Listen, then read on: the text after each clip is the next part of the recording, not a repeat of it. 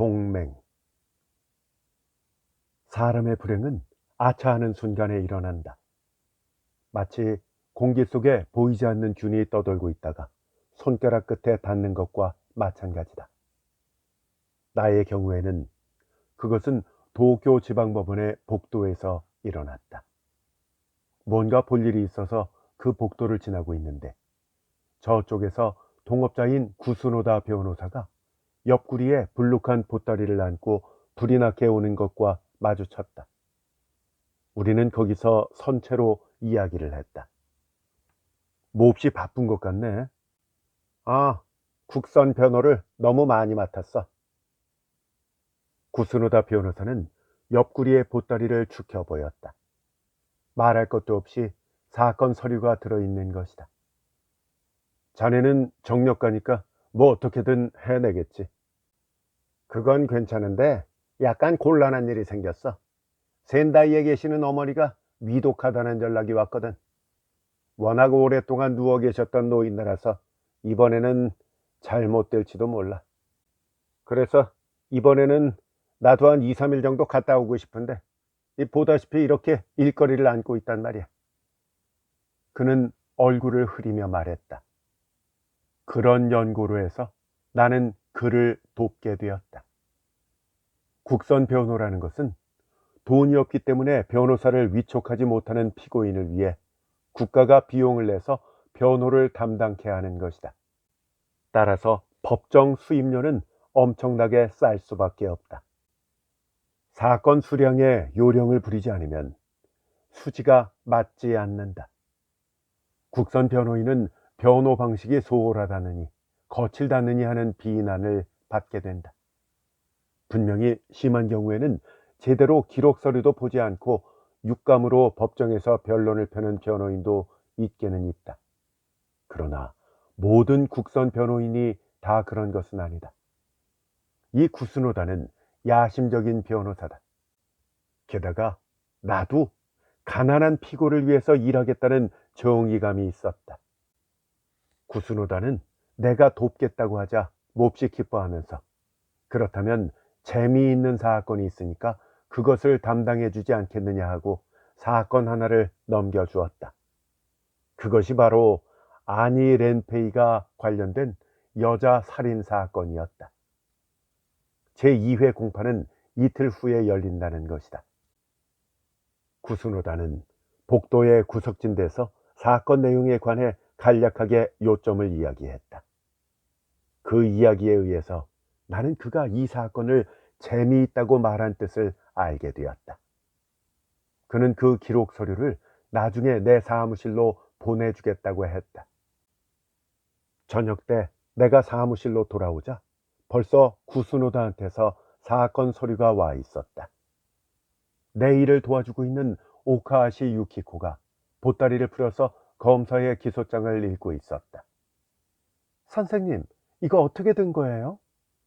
하고 그녀가 묻기에 구스노다한테서 맡은 것이라고 말하며 어때? 재밌어? 하고 물었다. 그러자 오카하시 유키코는 이 피고 무죄일지도 모르겠는데요. 아주 재밌는 사건 같아요. 라고 말했다. 오카하시 유키코는 법과 대학을 나오자 곧 내 사무실에 근무하기 시작했는데 벌써 4년이나 지났다. 그녀는 변호사가 될 마음도 없었고 이 길에서 생계를 영위할 생각도 없었다. 그저 좋아하는 일이기 때문에 하고 있는 것이다. 머리가 좋은 여자였다. 나는 기록 서류의 격리라든가 색인 만드는 일들을 죄다 그녀에게 맡기고 있었다. 그녀는 정말 섬세하게 신경을 쓰고 있다. 단순히 정리뿐만 아니라 기록 읽기에 익숙해지자 이쪽에서 눈치채지 못한 사실도 발견하고는 했다. 나는 그녀의 착상으로 여러 번 도움을 받았다. 이것은 보통 머리를 가진 사람으로서는 불가능한 일이다. 지금의 그녀는 나의 다시 없는 조수였다. 비서라는 이름을 난 싫어한다. 그녀가 이 피고는 무죄일지도 모른다고 말했기 때문에 나는 흥미가 더했다. 구스노다의 의견도 똑같았지만 그것은 아직도 나의 감흥을 크게 움직이지는 못했었다. 누구에게나 담당 사건에는 편견이 있기 때문이다. 그러나 오카시 유키코가 그렇게 말하고 있으니까 과연 그럴지도 모른다는 것이 강한 예감으로 솟아올랐다. 대체로 사건의 변호에도 정상 참작에 의한 양형의 경감론이나 수사의 미흡에 의한 작은 사실 오인의 지적, 말하자면 말꼬리를 잡는 변론만큼 흥미없는 것은 없다. 뭐니 뭐니 해도 사형이냐 무죄냐 하는 스릴 있는 상황에 선 사건처럼 변호인을 흥분과 공명심으로 몰아세우는 것은 없는 것이다. 나는 기분을 북돋우며 아니 렌페이의 사건 기록을 빨리 읽기로 했다. 공판이 모래로 박두해 있는 것이다. 나는 빌딩의 한 사무실에 남아 있었다. 보통 때 같으면 서류를 집으로 가지고 가서 천천히 읽는 것이 상례였지만 아내는 반년 전부터 가슴을 앓아서 요양소에 들어가 있고 아이도 없기 때문에 집에는 가보았자 아무도 없다. 이젠 아예 집을 왕복하는 번거로움을 덜기 위해서 이 사무실에 베드를 놓아야 하나 싶을 정도다. 오카시 유키코는 내가 밤에 여기 남겠다고 했더니 이것저것 사와서는 물 끓이는 곳에서 간단한 저녁 식사를 만들어 주었다. 유키코는 자기 손으로 만든 저녁 식사를 나와 함께 먹고 나서 설거지를 하고는 여느 때처럼 작별 인사를 했다. 그 인사는 내가 그녀의 이마와 양쪽 볼에 입술을 대는 것이다. 선생님, 너무 늦게까지 무리하지 마세요. 그녀는 내 손가락을 쥐었다가 밖으로 나갔다. 나가기 전에 이것도 여느 때와 같지만 얼른 갈 수 없다는 듯이 방 안에서 5분쯤 머뭇거렸다. 드디어 문이 닫히고 그녀의 구두 소리가 계단 아래쪽으로 사라지는 것을 듣고 나서 나는 아니 렌페이의 피고에 관한 강도 강간 살인사건이라는 제목의 기록을 읽기 시작했다. 경찰의 수사 보고서, 검시 조서, 시체 해부 감정서, 영치 조서, 피의자 공술 조서, 피고인 공술 조서, 참고인의 공술 조서, 그리고 기소장 등의 복사본이었다. 사건의 개략적인 내용은 이러했다. 도쿄도의 서쪽 끝 가까운 곳에 T강의 상류가 있다. 강의 너비는 20m 정도. 강물의 흐름은 상당히 빠르며 강 속에는 암석이 나와 있어서 흰 거품을 뿜고 있다. 봄부터 늦가을에 걸쳐서 도쿄로부터 유람객이 많다. 한 줄기의 길을 따라 전차가 통하고 있는데 이 길은 옛날 에도에 공급하는 수채 운반로였다. 숲은 계곡을 거슬러 올라가면 점점 더 깊어진다. 작년 4월 25일 이른 아침, 이 강에 걸려있는 적교에서 20-30m 상류의 남쪽 강변의 물속에 젊은 여자의 시체가 떠 있는 것을 부근에 사는 사람이 발견했다. 강 복판이 아니고 강가에 가까운 곳이었는데 암석이 나와 있기 때문에 시체가 거기에 걸렸던 것이다. 그곳에는 큰 암초가 노출되어 있어서 물살도 거기서는 일단 멈추어져 괴어 있었다. 시체는 젊은 여자였는데 빨간 양복을 입고 그 괴인 곳에 떠 있었다. 바로 옆은 울창한 숲인데 강변은 낮은 벼랑이 되어 있었다. 대체로 이 근처의 지형은 북쪽 강가에는 옛 길이 있거나 전차가 다니고 있어서 인가가 많았다. 하지만 남쪽 강가는 개척되지 않은 숲뿐이었다. 그래서 유람객들은 자연히 적교를 건너서 천연의 풍취가 있는 남쪽 강가로 간다. 다리를 곧장 걸어가면 Y 마을로 들어가게 되는데 도중에 갈림길에서 신사가 있는 산 기슭으로 나온다. 현지 경찰이 와서 시체를 인양했다. 강물에 떠내려갔는지 혹은 도둑이 가지고 갔는지 돌아가신 분의 핸드백은 없었다. 시체의 손발에 찰과상이 있었다. 나이는 22, 3살 정도. 영양은 좋은 편이며 흰 살결에 약간 살이 찐 여자로 용모도 나쁘지는 않았다. 시체를 검시한 경찰의는 사후 경과 14, 5시간으로 추정했다. 그렇다면 전날 오후 6시에서 8시 사이에 사망한 것으로 추정된다. 상처도 없고 목에 교살의 흔적도 없었다. 경찰의는 익사라고 했다.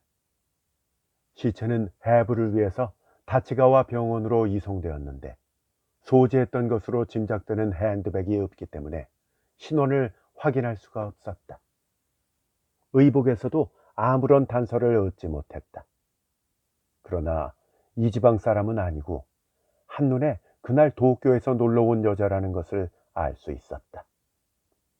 4월 24일이라고 하면 이 계곡을 구경하러 오기에는 약간 빨랐다. 그러나 그날은 토요일이었다. 따라서 이 계곡에 오는 사람이 내리는 Y역의 승객은 평소보다 많았다. 영무원한테 물어보니까 분명히 그런 여자가 오후 6시 10분 전차로 신주쿠역 발매차표를 내고 개찰구를 지나간 기억이 있다고 말했다. 그러나 그때는 20명 정도의 손님이 내렸기 때문에 과연 그녀에게 남자 동반자가 있었는지 어떤지는 모르겠다고 말했다. 시체의 해부 결과가 판명되었다. 역시 익사였다. 공교롭게도 물속에 오랜 시간 잠겨 있어서 완전한 상태는 아니었지만 사망 직전에 성행위가 있었던 것이 확인되었다. 팬티에도 AB형 정액의 얼룩이 있었다. 다만 그것이 강간에 의한 것인지 화간에 의한 것인지는 알 수 없었다. 강간의 경우 일어나기 쉬운 상처 같은 것은 없었다. 그렇다고 해서 당장 그것이 폭력에 의한 것이 아니라고는 단언할 수 없었다.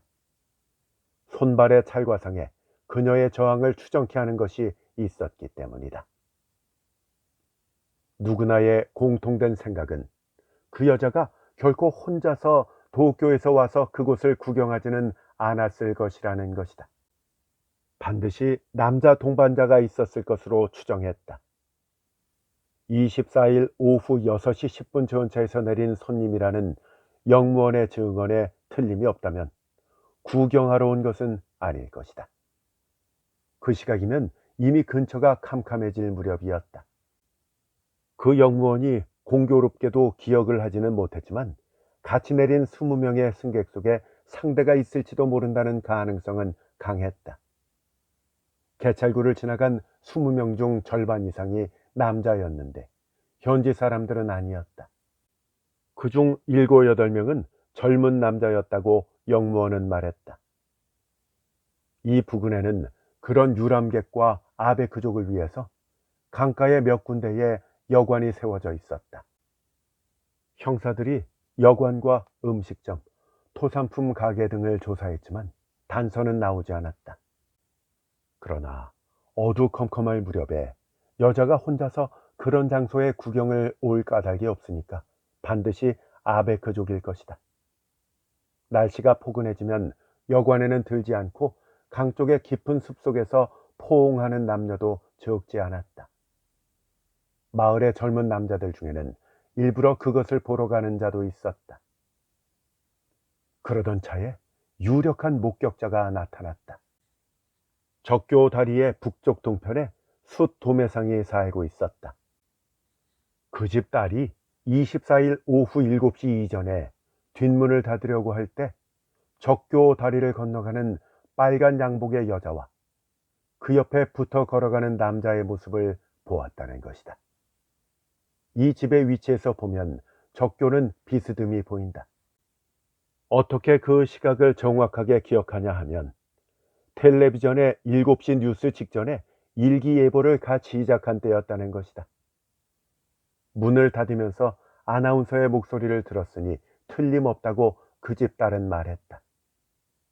그러나 그녀가 본 것은 여자의 모습뿐이다.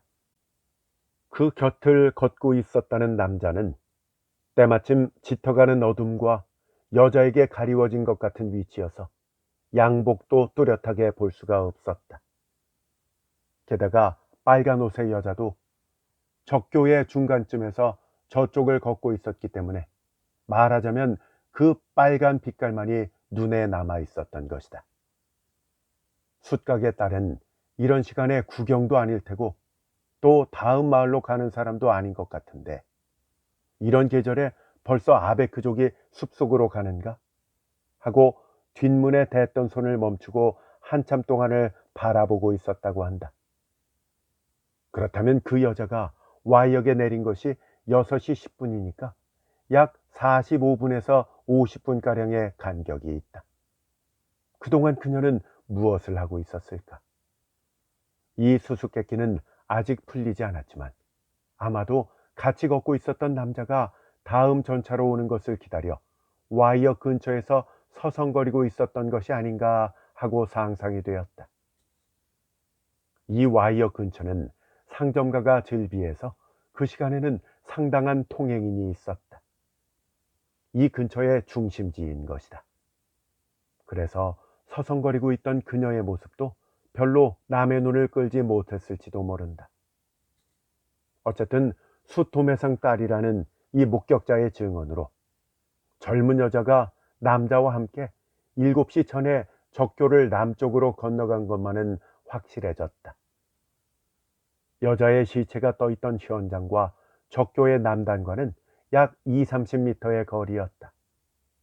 거기서 근처 일대의 숲속이 수색되었다.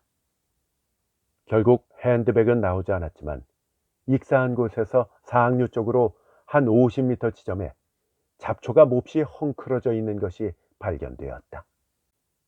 사람이 뒹군 흔적 같았다. 이것이 과연 익사한 여자와 상대 남자와의 행위의 흔적인지 어떤지는 결정할 수 없었다. 하지만 유력한 참고는 되었다. 다만 밀생한 풀이 깊어서 발자국은 하나도 발견되지 않았다. 만약 그 여자가 남자와 함께 현장에 와서 익사를 했다면 상대 남자로부터 강물 속으로 내동댕이 쳐졌을 가능성도 있다. 검시 결과 그녀는 손발에 찰과상을 입고 있었는데 그것을 그때의 저항 때문이라고 볼 수도 있었다. 소지했을 것으로 생각되는 핸드백의 분실로 강도가 아닌가 싶지만 상대편 남자가 여자의 신원을 모르게 하기 위해서 가지고 갔다는 쪽이 자연스러운 견해일 것이다. 그렇다면 생전의 성교는 합의적이 아니라 남자의 폭력으로 이루어진 것으로 생각되었다. 남자는 여자를 데리고 저녁 7시 5분 전쯤 현장에서 대화를 나누었다. 그러다가 남자가 여자한테 정교를 졸랐다. 여자는 불응했다. 남자는 어거지로 그녀를 때려 눕혀 욕망을 채웠다. 그 뒤 여자가 화를 내고 그를 욕했다. 남자는 격분해서 여자를 강물 속에 밀어 넣었다. 이런 정경이 상상되는 것이다. 그 이튿날, 즉 26일에 여자의 신원이 판명되었다. 신주쿠에 있는 윈저라는 바에 신고로 판명된 것인데 바의 주인은 죽은 여자가 그 바에서 일하던 호스테스 스기야마 치지코에 틀림없다는 것이었다. 스기야마 치지코는 토요일 저녁 때 바로 전화를 걸어서 그날 밤은 쉬겠다고 연락을 해왔다고 한다. 바의 경영자에게 시체를 보여주었더니 틀림없다고 확인했다. 스기야마 시지코는 오쿠보의 와카바 장이라는 아파트의 방을 빌어서 혼자 살고 있었다. 23살의 여자. 관리인한테 물으니까 그날 오후 4시 반쯤 그녀는 아파트를 나갔다는 것이다. 별로 어디로 간다는 것도 말하지 않고 또 남자와 만난다는 것도 말하지 않았다고 한다. 그러나 바의 호스테스라는 신원이 밝혀진 만큼 그것이 타살이라면 범인의 범위는 훨씬 좁아지는 것이다. 바 윈저에 오는 손님 가운데서 치즈코와 친했던 사람이 경찰에 의해 매사되었다. 바의 소문으로는 치즈코는 특정한 애인은 없었고, 다만 돈 때문에 누구라 할 것 없이 한때 교섭은 하는 것 같았다고 한다.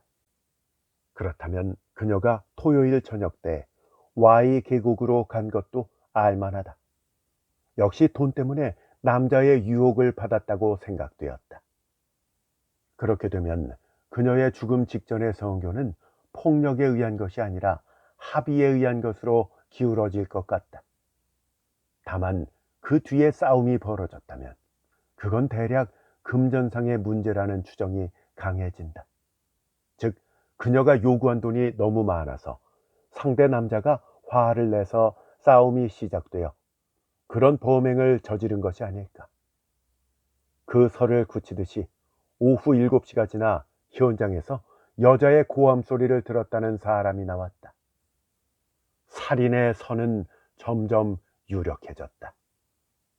스기야마 치즈코의 핸드백은 검정 가죽으로 된 싸구려 제품이었다.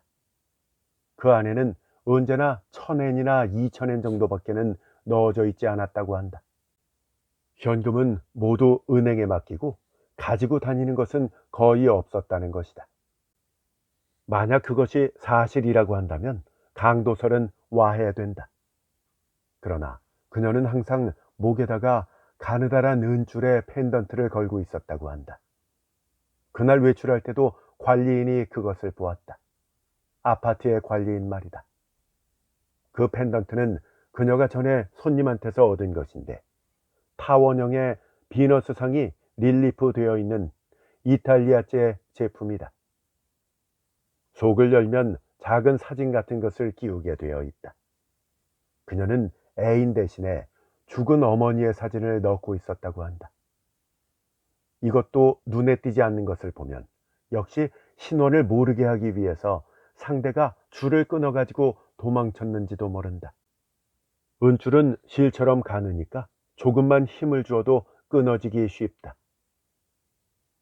스기야마 치즈코와 친한 바의 손님 중에서는 유력한 용의자가 나오지 않았다.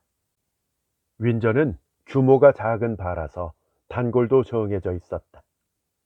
그들에게는 모두 그날의 알리바이가 있었다.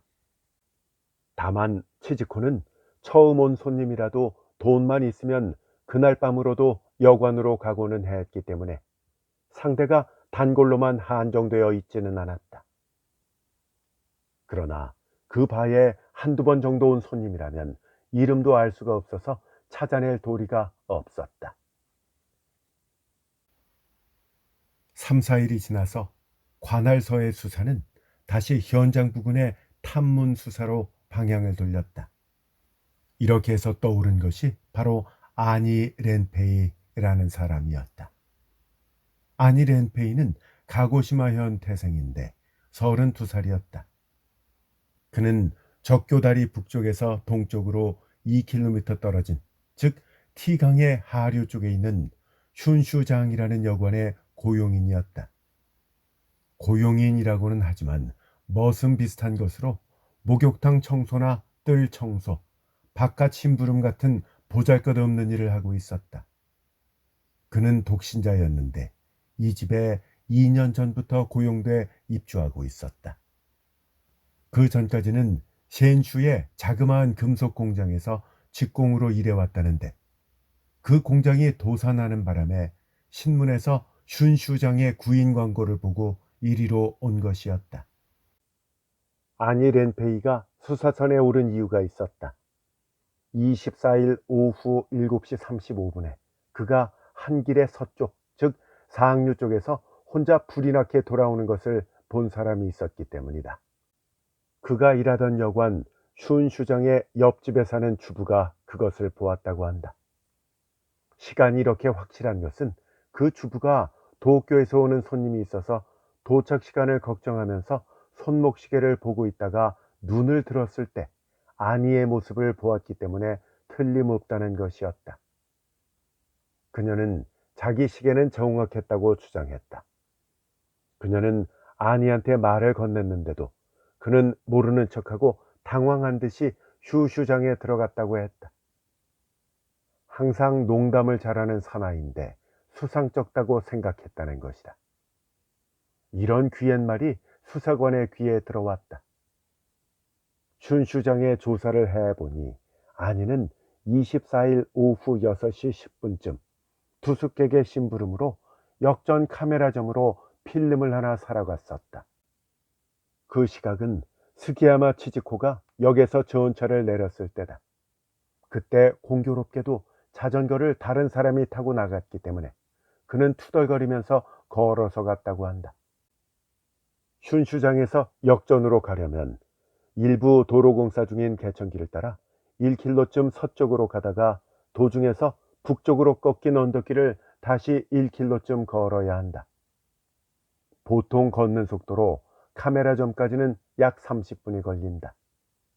사실 그는 필름을 사서 카메라점을 6시 45분쯤에 나왔다.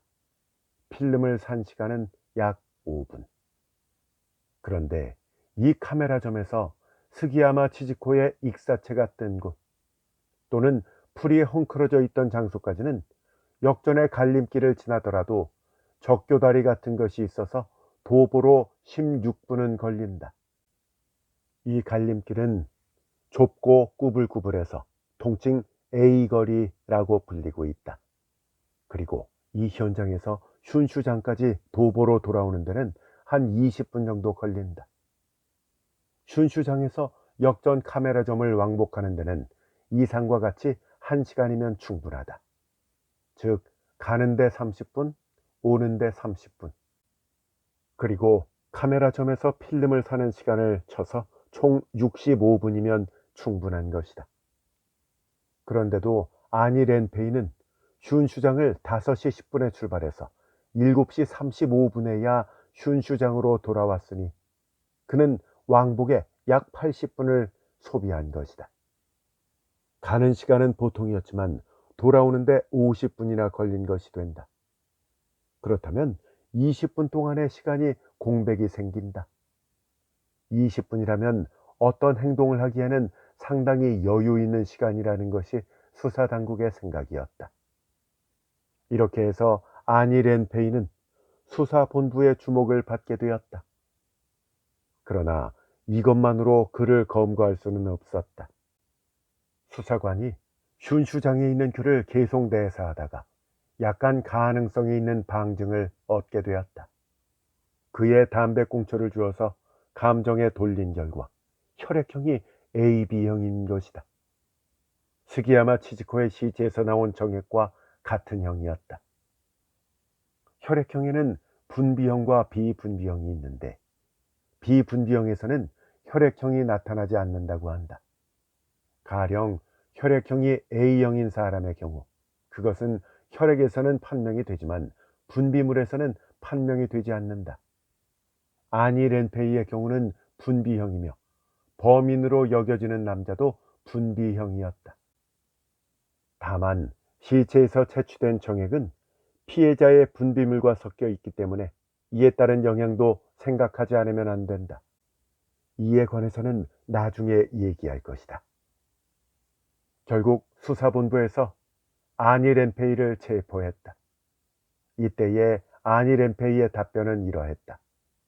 그는 손님한테서 필름을 사다 달라는 부탁을 받고 100원권 2장을 받아 슈슈장을 오후 6시 10분경에 나왔다. 여느 때라면 자전거를 탔을 터인데 공교롭게도 다른 사람이 갖고 나가서 도보로 갈 수밖에 없었다. 이날은 몹시 피곤했던 터라 약 2km나 걸어야만 하는 것이 기분 나빠서 천천히 발을 옮겨 역 쪽으로 향했다.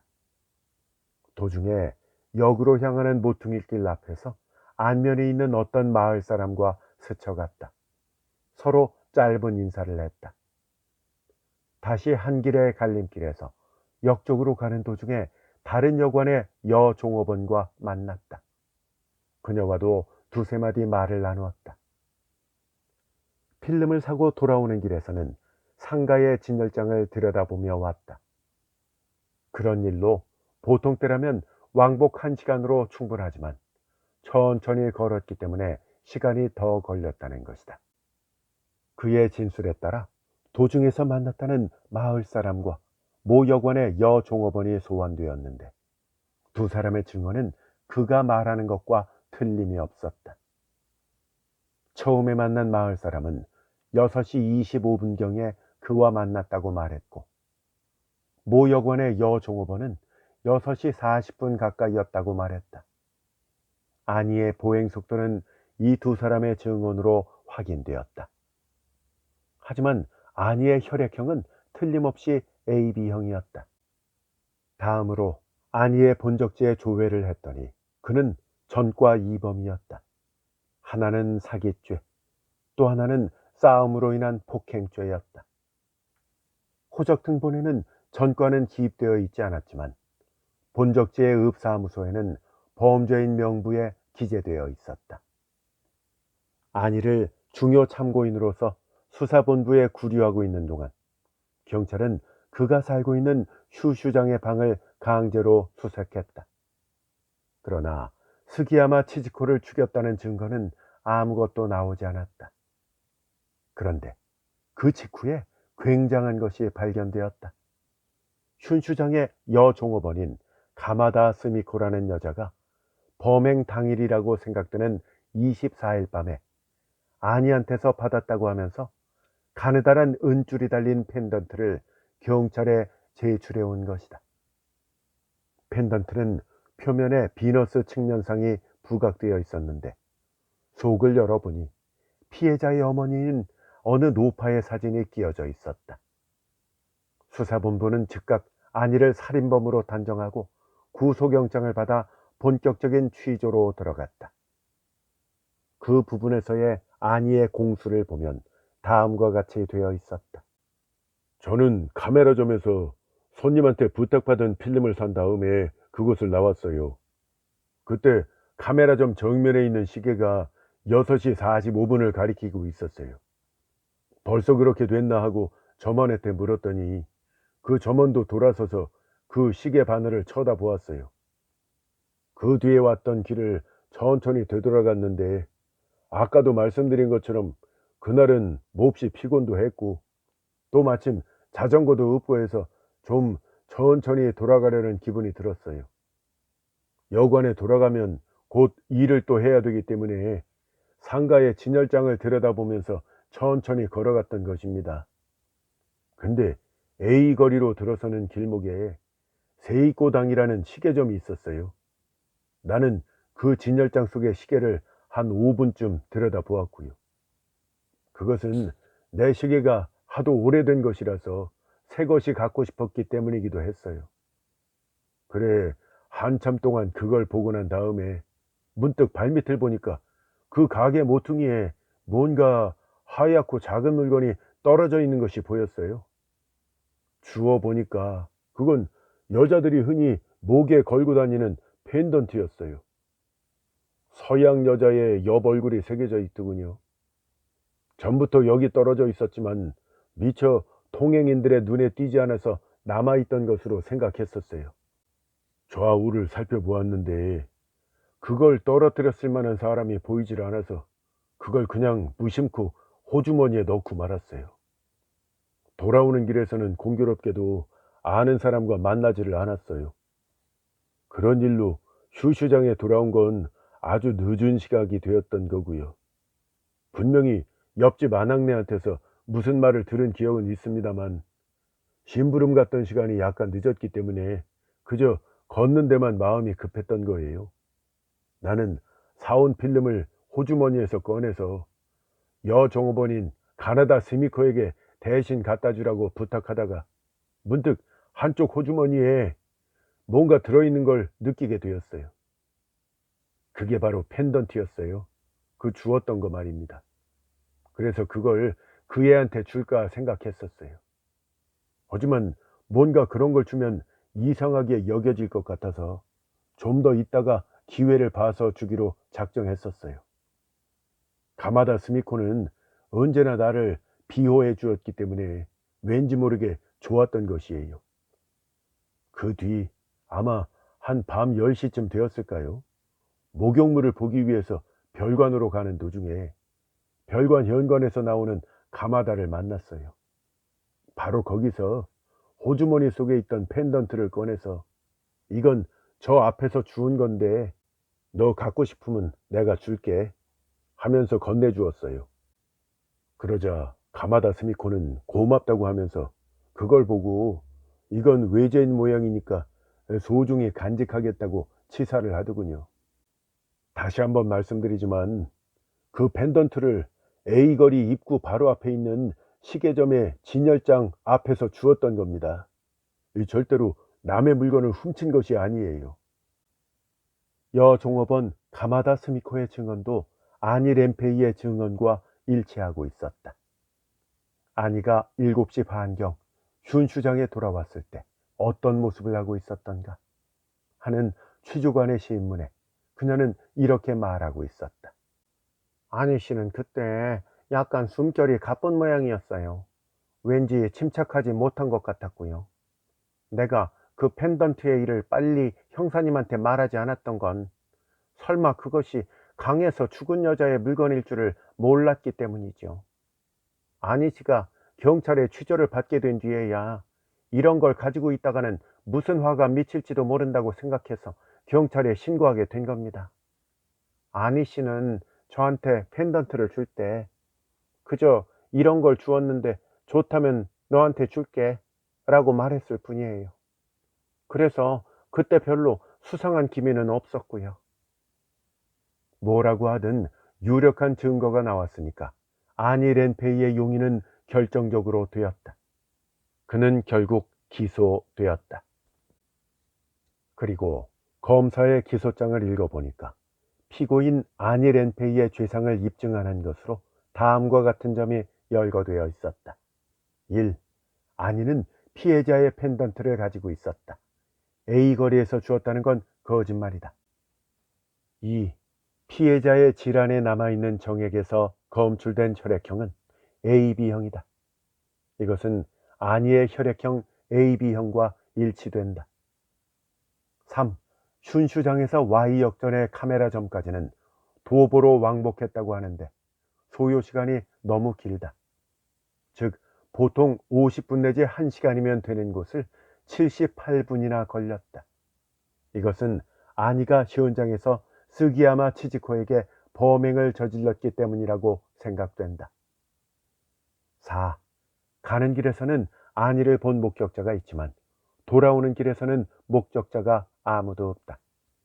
그러나 추정컨대 아니는 돌아올 때 불이 나게 슌슈장 옆집 주부의 굉장히 급한 모양으로 대답도 안 했다라는 증언, 펜던트를 아니한테서 얻은 여종업원 가마다 스미코의 심부름에서 돌아온 아니는 들뜬 모습으로 약간 흥분하고 있었다라는 증언은 범행 후에 범인의 태도를 추정하기에 충분하다. 이렇게 검사는 아니 렌페이의 범행을 다음과 같이 추정하고 있다. 아니 렌페이는 슌슈장을 6시 10분경에 도보로 출발해서 도중 두 사람의 아는 사람과 만났으며 역전 카메라점에는 6시 40분경에 도착했다. 손님한테서 부탁받은 필름을 사는데 약 5분이 걸렸고 6시 45분경 그 가게를 나왔다. 그때 아마도 역전에 있었다고 생각되는 스기야마 치지코를 발견하고 아마 피고 쪽에서 말을 건넸다고 여겨진다. 피해자인 스기야마 치지코는 오후 6시 10분 도착의 전차로 Y역에 내렸다. 그리고 적교 다리를 7시 5분 전에 건넜으니까 그때까지도 역 부근을 서성거리고 있었던 것으로 추정된다. 그리고 시간적으로 보아서 역전거리에서 피고와 만난 것은 틀림없다. 피고는 피해자와 안면은 없었지만 욕정을 느껴서 감언 이설로 피해자를 꿰어 적교 다리로 가는 지름길인 A거리를 걸어서 7시 전에 둘이서 적교를 건넌 것으로 생각된다. 적교의 북쪽 강변 동쪽에 있는 숫 도매상딸의 증언에 의하면 텔레비전이 7시 전 일기예보를 방송하고 있을 때 적교를 건너가는 빨간 양복의 여자와 어느 남자의 모습이 있었다고 한다. 다만 증인은 남자의 모습과 복장은 때마침 깔리기 시작한 어둠과 먼 거리 때문에 확인하지 못했다. 하지만 이때의 빨간 양복 차림이 피해자 스기야마 치지코이며 같이 다리를 건너던 남자가 피고라고 추정하기는 어렵지 않다. 적교를 건넌 피고는 피해자를 꿰어 아마도 현장 검증에 의해 발견된 풀이 헝클어진 장소에서 벼란간 정교를 강요한 것으로 생각된다. 피해자가 극력 저항했기 때문에 피고는 피해자의 목에서 은줄이 달린 펜던트를 완력으로 빼앗았거나 혹은 피해자가 피고와 다투는 사이에 저절로 풀려서 펜던트와 함께 땅에 떨어졌거나 그 둘 중에 하나일 것이다. 피고는 드디어 피해자를 때려 눕혀 협박했으며 피해자의 항거 불능을 틈타서 욕망을 이루었다. 그 후 피해자는 분격하여 경찰에 신고하겠다고 했거나 아니면 큰 소리를 질렀거나 했을 것이다. 오후 7시가 지나서 현장으로 여겨지는 방면에서 여자의 고함 소리를 들은 사람이 있다. 피고는 사리를 느끼고 피해자의 몸을 등 뒤에서 힘껏 떠밀어서 T강에 추락시켜 익사하게 한 것으로 추정된다. 어쩌면 피해자의 손발의 찰과상은 저항 중에 생긴 것일 것이다. 그리하여 피해자의 익사체는 하류로 흘렀지만 그 부근에 있는 암초에 차단되어 발견 현장에 남아 있었을 것이다. 피고는 피해자한테서 강탈한 핸드백을 강물에 던졌지만 T강의 심부 가까운 부분은 물살이 빨라서 핸드백은 가라앉지 않고 하류로 흘러갔기 때문에 그 후의 발견은 불가능한 것으로 사료된다. 피고는 범행 후 펜던트를 호주머니에 넣고 시치미를 떼고는 슈슈장에 7시 35분경에 돌아왔다. 보통이라면 30분 내지 35분이면 되는 곳을 약 50분이나 소비한 것은 이 범행에 시간이 소비됐기 때문이다. 아니는 슌슈장에 돌아와서는 피해자한테서 빼앗은 펜던트를 대담하게도 평소 호의를 가지고 있던 가마다 스미코에게 주고 그녀의 환심을 사려고 했다. 피고는 경찰관에 대해서나 본관에 대해서도 완강히 범행을 부인하고 자기의 공수를 되풀이했다. 하지만 이상과 같은 물적 증거와 상황 증거에 의해 피고의 부인에도 불구하고 스기야마 치지코를 T강에 추락시켜 익사케 한 것은 피고의 계획적 범행에 의한 것으로 사료된다. 이런 내용이었다. 나는 그날 밤 11시 넘어서까지 사무실에 남아서 이 아니 램페이에 관한 강도 강간 살인 사건의 관계 기록 서류의 전부를 통독했다. 어려운 사건이었다. 어느 면으로 보나 피고 아니 램페이의 범죄를 지적하는 검사의 주장은 무너질 것 같지 않았다. 우선 펜던트라는 물증이 있다. 그리고 혈액형의 일치가 있다. 게다가 피고와 피해자가 역전에서 만났다는 시간적 일치의 가능성이 있다. 피고가 일하고 있는 여관에서 역전 카메라점을 도보로 왕복한 시간도 너무 오래 걸렸다. 어디서부터 무너뜨려야 좋을지 나는 그 뒤 1시간이 넘도록 메모를 하면서 생각했다. 집으로 돌아가서 잠자리 속에서도 생각했다. 생각하고 있는 동안에 내 입술이 닿았던 오카시 유키코의 이마와 볼이 떠올랐다. 그리고 그녀와 이번 사건의 피해자인 스기야마 치지코의 환영이 겹쳐지곤 해서 기분이 좋지 않았다. 유키코는 이 피해자처럼 교양이 낮은 혹은 불순한 여자는 결코 아닌데도 이상한 일이었다. 나는 내 머리에서 이 불쾌한 연상을 쫓아버리려고 애를 썼다. 뭐니 해도 곤란한 것은 은줄이 달린 펜던트다. 이것만으로도 피고의 죄상은 결정된다. 하지만 펜던트가 꼭 남의 힘으로만 목에서 벗겨진다는 보증은 없다. 자기 손으로 걸었다가 자신도 모르게 벗겨져서 분실되는 예도 얼마든지 있지 않은가. 그렇다면 피고 아니의 진술대로 세이코당의 모퉁이에서 그 펜던트를 주었다는 것도 있을 수 있는 일이다. 나는 그 약도를 보았다. 시계점은 역전에서 A거리로 들어서는 모퉁이에서 역을 향해 두 번째 집이었다.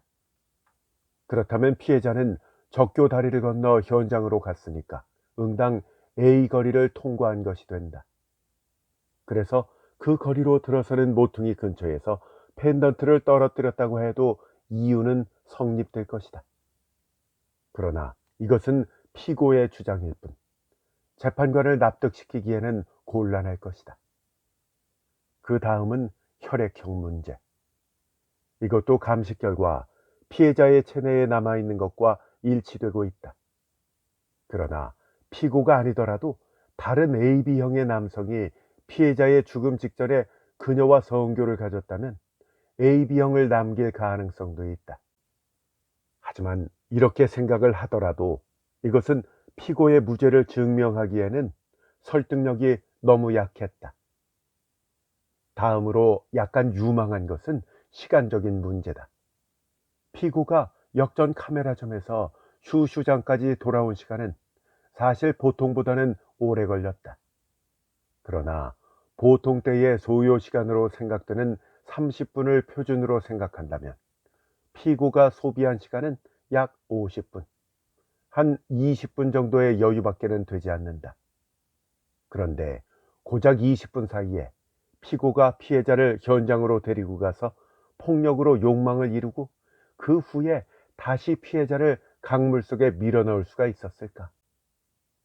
현장에서 춘추장 여관까지의 평균 도보 소요 시간은 20분 정도라고 한다. 따라서 이 시간을 역전 카메라점에서 A거리를 지나 현장으로 갔다가 춘추장까지 돌아오는 것과 비교를 하면 약 5분의 차이가 있다. 즉 15분에서 20분 사이에 안위의 범행이 가능한지 그것이 문제다. 그런데 검사는 그 범행이 그 시간이면 가능하다고 보고 있다. 그러나 아무래도 불가능할 것 같다. 또 어떻게 생각하면 가능할지도 모르겠다. 이 점이 이 사건의 변호를 맡았던 구스노다 변호사의 주안점이었다. 그도 약 20분의 시간으로 이 범죄가 성립될지 어떨지를 다룰 생각이었다고 나한테 말했었다. 그러나 그것을 압도하는 것이 역시 펜던트 문제와 혈액형 문제였다. 피고가 춘추장에 도착했을 때 얼떨떨했었다든가 흥분하고 있었다든가 하는 것은 증인의 주관적인 인상이다. 그러니 이것은 객관성이 빈약하다고 꺾을 수가 있다. 이튿날 내가 여느 때보다 약간 늦게 사무실에 나가니까 오카시 유키코가 사무원인 오다군에게 재판 기록의 등사를 부탁하고 있었다. 다른 사건의 서류였다. 그녀는 내 얼굴을 보자 선생님, 뭐 좋은 생각이라도 떠올랐어요? 하고 미소 지으며 물었다. 아니, 꽤 어려워. 어젯밤에 늦게까지 계셨죠? 집에 간 것이 밤 11시 40분쯤 되었어. 피곤하시겠네요. 사실은요, 저도 어제 선생님이 법원에서 돌아오시기 전에 구스노다 선생님께서 보내신 그 서류가 도착됐거든요. 그래서 대략 먼저 훑어보았어요. 유키코는 약간 얼굴을 붉히며 말했다. 나보다 먼저 읽었기 때문이 아니라 사건의 성질이었기 때문일 것이다. 강간 살인사건. 재판 기록은 여자 살인사건 같은 것도 노골적인 필치로 아주 객관적으로 쓰여져 있다. 아참, 자네 어제 나한테 말이야, 이건 가능할지도 모르겠다고 한 말 있지? 그건 역시 피고의 현장 왕복 소요 시간을 말한 건가? 나는 그녀로부터 시선을 돌려 담배에 불을 붙이면서 물었다. 네, 맞아요. 하지만 그 밖에도 풀기 어려운 증거가 몇 가지나 제시가 돼 있어. 그것도 알아요, 선생님. 하지만 전 왠지 이 피고가 무죄일 것만 같아요. 왜? 이 기록을 읽었을 때 이와 비슷한 사건 예를 어디선가 본 것 같거든요. 암만 해도 생각이 나지 않아서 어젯밤 집에 돌아가서까지 생각을 했는데 나중에야 겨우 생각이 났어요.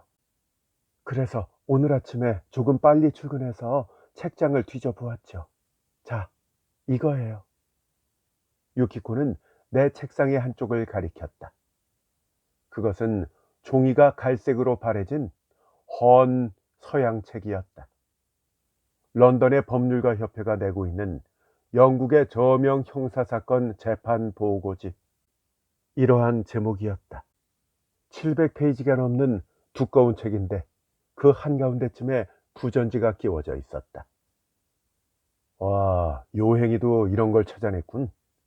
아무튼 읽어보세요. 나는 의자에 앉아서 부전지가 꽂힌 데서부터 읽었다. 번역하면 다음과 같은 것이다. 가장 드물며 가장 교훈에 찬 사건은 헐로이드 판사 관연대 1817년 위워크 추계 수은의 재판에서 재판된 에이브라함 소운튼 사건일 것이다. 오전 7시경 폭행당한 뒤 물구덩이에 쳐넣어져 익사한 것으로 생각되는 한 젊은 부인의 익사체가 한 물구덩이에서 발견되었다. 소운튼은 그 범인으로 기소되었다. 이 사건의 상황 사실은 다음과 같다. 피해자의 모자, 구두, 옷, 그리고 보퉁이가 웅덩이의 두 귀에서 발견되었는데 웅덩이에서 약 40야드 떨어진 덩굴 속에는 사람이 뒹군 흔적이 있었다. 그 발치 쪽에 흔적이 있는 땅 위에는 많은 피가 흘렀다. 그리고 몇 갠가의 큼직한 구두 발자국이 있었다. 여기서 웅덩이 쪽으로 12야드쯤 되는 곳까지 한 길의 한쪽 끝에서 약 1피트 반의 덩굴 속에 핏자국이 있었다. 시체가 발견되었을 당시 덩굴 속에는 전혀 발자국이 없었다. 피가 묻어있는 풀에는 아침 이슬이 맺혀 있었다. 현장 상황으로 보아서 덩굴 속의 피는 누군가가 피해자의 몸을 한 길로 옮길 때 떨어진 것이 틀림없다고 보였다. 시체 검시 결과 위 속에서 약 반 파인트의 물과 이끼가 발견되어 피해자는 살아있는 동안에 웅덩이로 쳐넣어진 것으로 판명되었다. 하지만 간음이나 화관이라고 볼 만한 신체상의 징후는 없었다. 시체 발견 직후 웅덩이가 있는 밭에 인접한 가래지를 한 밭에 피고자와 피해자의 좌우의 발자국이 발견되었다. 이 발자국은 발의 넓이와 발자국의 깊이로 미루어서 피고인이 달려가는 피해자를 추적해서 결국은 따라잡은 것을 말해주고 있었다. 피해자가 피고인에게 추적당해 붙잡힌 밭 한가운데서부터 두 사람의 발자국은 보조를 가지런히 해서 웅덩이와 뒹군 흔적이 있는 덩굴 쪽으로 향해 웅덩이로부터 40야드 되는 지점까지 이어져 있었다. 하지만 거기서부터는 흙이 단단해서 발자국을 확인할 수가 없었다. 더욱이 웅덩이에서 앞서 말한 가래지를 한 밭을 가로질러서 달려간 피고인의 발자국이 있어서 이것으로 미루어 피고인은 문제의 부인을 웅덩이에 쳐놓고 혼자서 밭을 가로질러 도망친 것으로 추정되었다. 이 밖에 웅덩이의 가장자리 근처에 남자의 왼쪽 구두 발자국이 있었다. 이 발자국이 피고인의 것이라는 것은 증명되지 않았다. 피고인의 셔츠와 바지에는 핏자국이 묻어 있어서 피고인은 피해자와 정교한 사실을 인정했으며 정교는 합의에 의한 것이라고 주장했다. 이상과 같은 상황 사실은 피고인에게 지극히 불리하며 피고인이 진범이라는 것은 얼른 보아도 결정적인 감이 있었다. 하지만 피고인은 현장 부재, 즉 알리바이 증명을 제출해서 완전히 이를 입증했다. 즉 피고인과 피해자는 전날 밤 선술집에서 댄스를 하고 한밤중에 선술집을 나와서 새벽 3시 반경 사건 현장 부근에 있는 층층대로 된 곳에서 같이 이야기를 나누었다는 것이다. 이 사건을 더 이상 상세하게 다루지는 않겠다. 어쨌든 이 사건은 처음에는 피고인의 유죄로 될 것은 의심할 여지가 없는 것으로 생각되었었다. 하지만 결국은 피고인은 무죄를 받았다. 이 사건 기록을 전부 읽고 난 나는 너무도 비슷한 사건임에 놀랐다. 이것은 외국의 사례지만 지구상의 인류가 생활을 영위하는 한 공통된 현상은 일어날 수 있음이 틀림없다. 그렇다 손치더라도 오카시 유키코가 이 보고문을 과거에 읽었다가 기억해 둔 것에는 감탄하지 않을 수가 없었다. 나는 이 책은 별로 읽지 않았었던 것이다. 그러나 이것은 그녀의 정확한 기억 덕분만은 아니다. 그녀의 성의 그리고 필경은 나에 대한 애정을 느낄 수가 있었다. 말하자면 이 책 속에서 이 기사의 부분을 찾아내는 것은 쉬운 일이 아니었기 때문이다. 런던의 법률가협회 회보는 20권 가까이 책장에 꽂혀져 있다.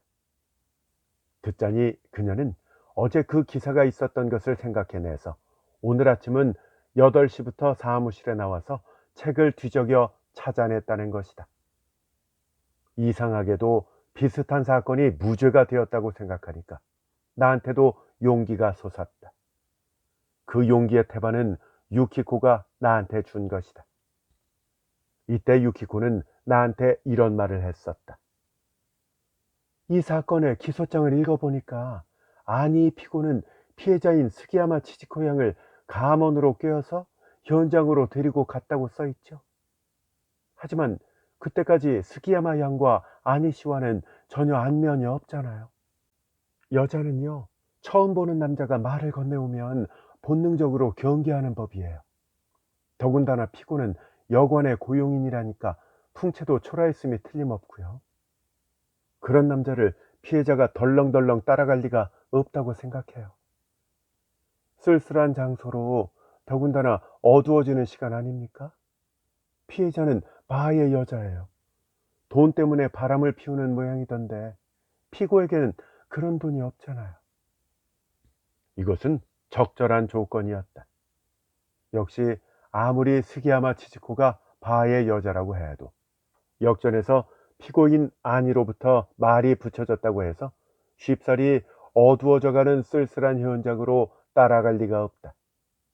또 가령 돈으로 꿰었다고 하더라도 스기야마 치지코에게도 자존심은 있었을 것이다. 물론 경계심도 있었을 것이 틀림없다. 아무리 보아도 이것은 부자연스럽다. 그렇다면 자네는 스기야마 치즈코가 현장으로 간 거는 이 달리 애인이 있었기 때문에 그와 함께 갔다 이렇게 상상을 하는 건가? 네, 그렇게밖에는 생각되지 않으니까요. 스기야마 양은 6시 10분 전차로 Y역에 내렸죠? 적교 다리를 건넌 것이 7시니까 그녀는 그동안 역전을 서성거리면서 다음에 오는 전차에 애인을 기다려서 거기서 만나서 현장으로 갔는지도 모르죠. 그 전차는 30분 간격으로 도착하고 있으니까 상대방인 애인이 온 것은 6시 40분경일 거예요. 그렇게 되면 애인끼리 두 사람이 즐겁게 이야기하면서 걸으면 그 적교 다리에는 7시 전에 닿게 되죠. 역전에서 적교까지는 보통 보행 속도로 약 10분이다. 그러나 여자가 애인과 함께 이야기하면서 걸으면 대개 그 속도는 떨어지게 된다. 자연히 어물쩡거리게 될 테니까 적교의 기슭에 있는 수도매상 딸이 7시 5분 전에 일기예보 시간에 적교를 건너는 빨간 양복의 여자를 본 것은 유키코의 말대로 시간적으로 맞게 된다. 나는 여기서 검사의 논고를 무너뜨리는 돌파구가 발견된 것 같았다. 어쨌든 제2회 공판은 내일로 다가와 있다. 이제라도 구치소로 가서 아니 피고와 면회하고 싶었지만 그럴 시간이 없었다. 국선 변호인은 상례로 법정에서나 피고와 대면하게 된다. 나는 구치소로 가는 대신에 잘 아는 법의학자한테 달려갔다. 이것도 유키코가 한 말의 암시에서였다. 암시라고 표현한 것은 그녀가 여자로서의 수치심에서 명확하게 말을 할 수 없었다는 뜻이다. 이튿날 법정에서 나는 피고인 아니 램페이의 얼굴을 처음으로 보았다. 그는 체격은 좋았지만 32살보다는 약간 늙은 느낌이었다. 그리고 얼굴은 창백했다. 아니는 처음에는 국선 변호사인 나한테 그다지 기대를 갖지 않는 것 같았다. 어차피 적당하게 얼버무리는 변호밖에는 하지 않을 것으로 생각하고 있는 모양이었다. 하기야 이것은 아니뿐만 아니라 국선 변호인이 맡고 있는 피고에게는 공통적인 심리이기도 했다. 역시 자기 돈으로 의뢰한 변호사가 아니면 열심히 변호해주지 않는다고 생각하는 것이었다. 그러나 나의 변론이 진행됨에 따라 그의 눈은 빛났으며 그의 옆 얼굴은 가끔 내 쪽으로 향하여 뜨거운 눈초리를 보내게 되었다. 나의 변론 요지는 이러했다. 그 개요만을 설명하겠다. 기소장에 의하면 피해자의 은줄 펜던트를 피고가 가지고 있었던 것이 유일한 물적 증거로 되어 있습니다. 과연 피해자가 죽기 직전에 소지했던 것을 가지고 있었다면 범죄를 증명하는 강력한 물증이 되겠죠. 하지만 피고는 이 펜던트를 Y역전 거리의 세이코당이라는 시계점 모퉁이에서 습득했다고 공수를 하고 있어요. 펜던트는 가느다란 사슬에 달린 것으로 이것이 가끔 목에서 풀어져 떨어진다는 것은 이 부인들의 경우에는 흔히 듣는 이야기입니다. 증거품인 이 펜던트를 보건대 가느다란 사슬이 풀려 있지만 굳이 폭력에 의해 끊어진 것이라고도 단정할 수 없는 겁니다. 사슬의 고리가 단단하지 못할 경우에 고리에서 빠지는 것은 흔히 있을 수 있기 때문이죠. 부인들이 이와 같은 펜던트를 분실했을 경우에 거의 사슬의 고리가 빠짐으로써 생기는 일이 많습니다.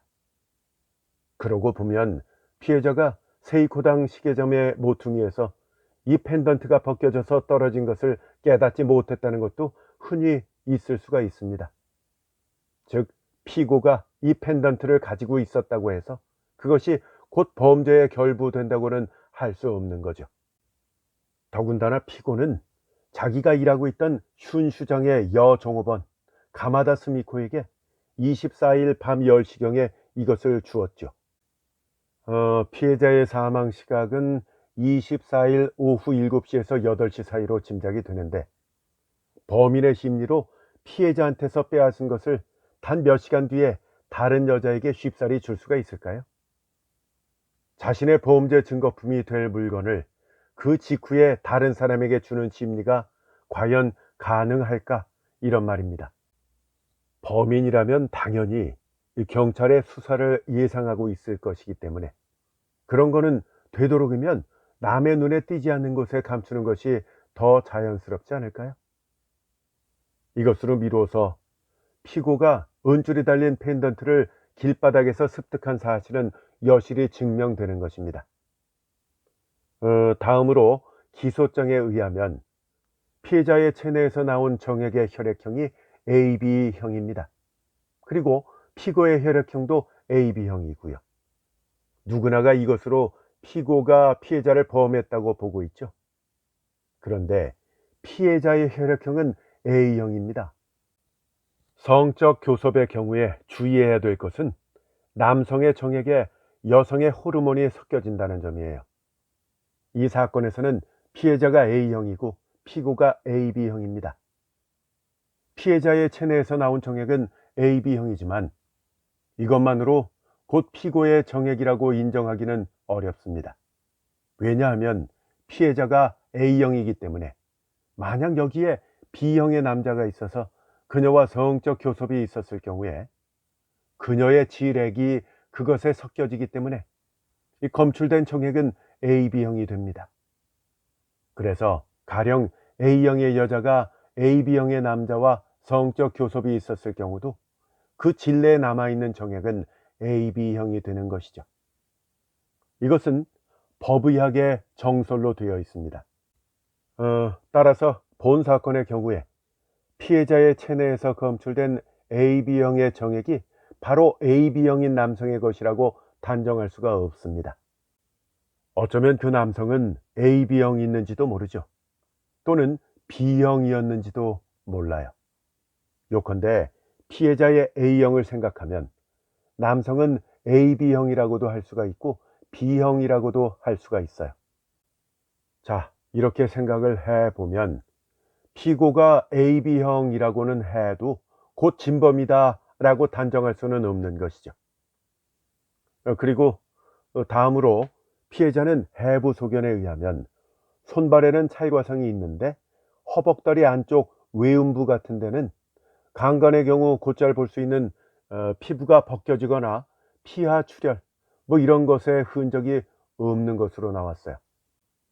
이걸로 보아 이걸 강간이라고 결정하는 것은 지극히 위험합니다.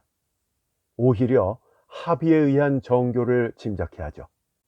기소장에 의하면 피해자의 손발의 찰과상은 저항으로 생긴 것이라고 추정하고 있어요.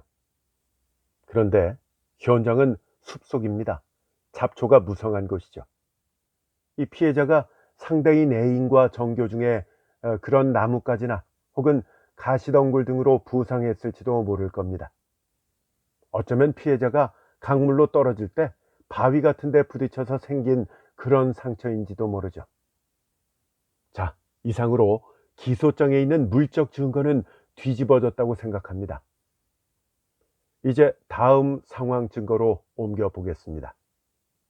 피고가 이 범행을 저질렀다고 추정되는 또 하나의 근거는 피고가 슌슈장에서 Y역전 카메라점까지의 왕복 시간 문제입니다. 보통의 도보 속도로는 이 거리를 걷는데 50분에서 60분 정도면 된다고 하더군요. 실제로 피고는 카메라점으로 가는 도중에 같은 마을에 아는 남자와 아는 여자를 만났었어요. 두 사람의 증언 시간을 종합하건대 피고의 보행 속도는 가는 길은 보통에 가까운 상태였던 것으로 보입니다.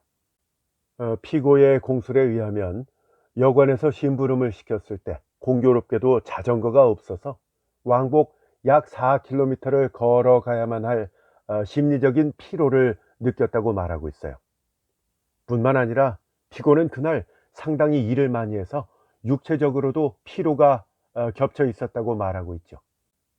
즉, 피고인의 당시 상태는 심리적으로도 육체적으로도 피로가 있었던 겁니다.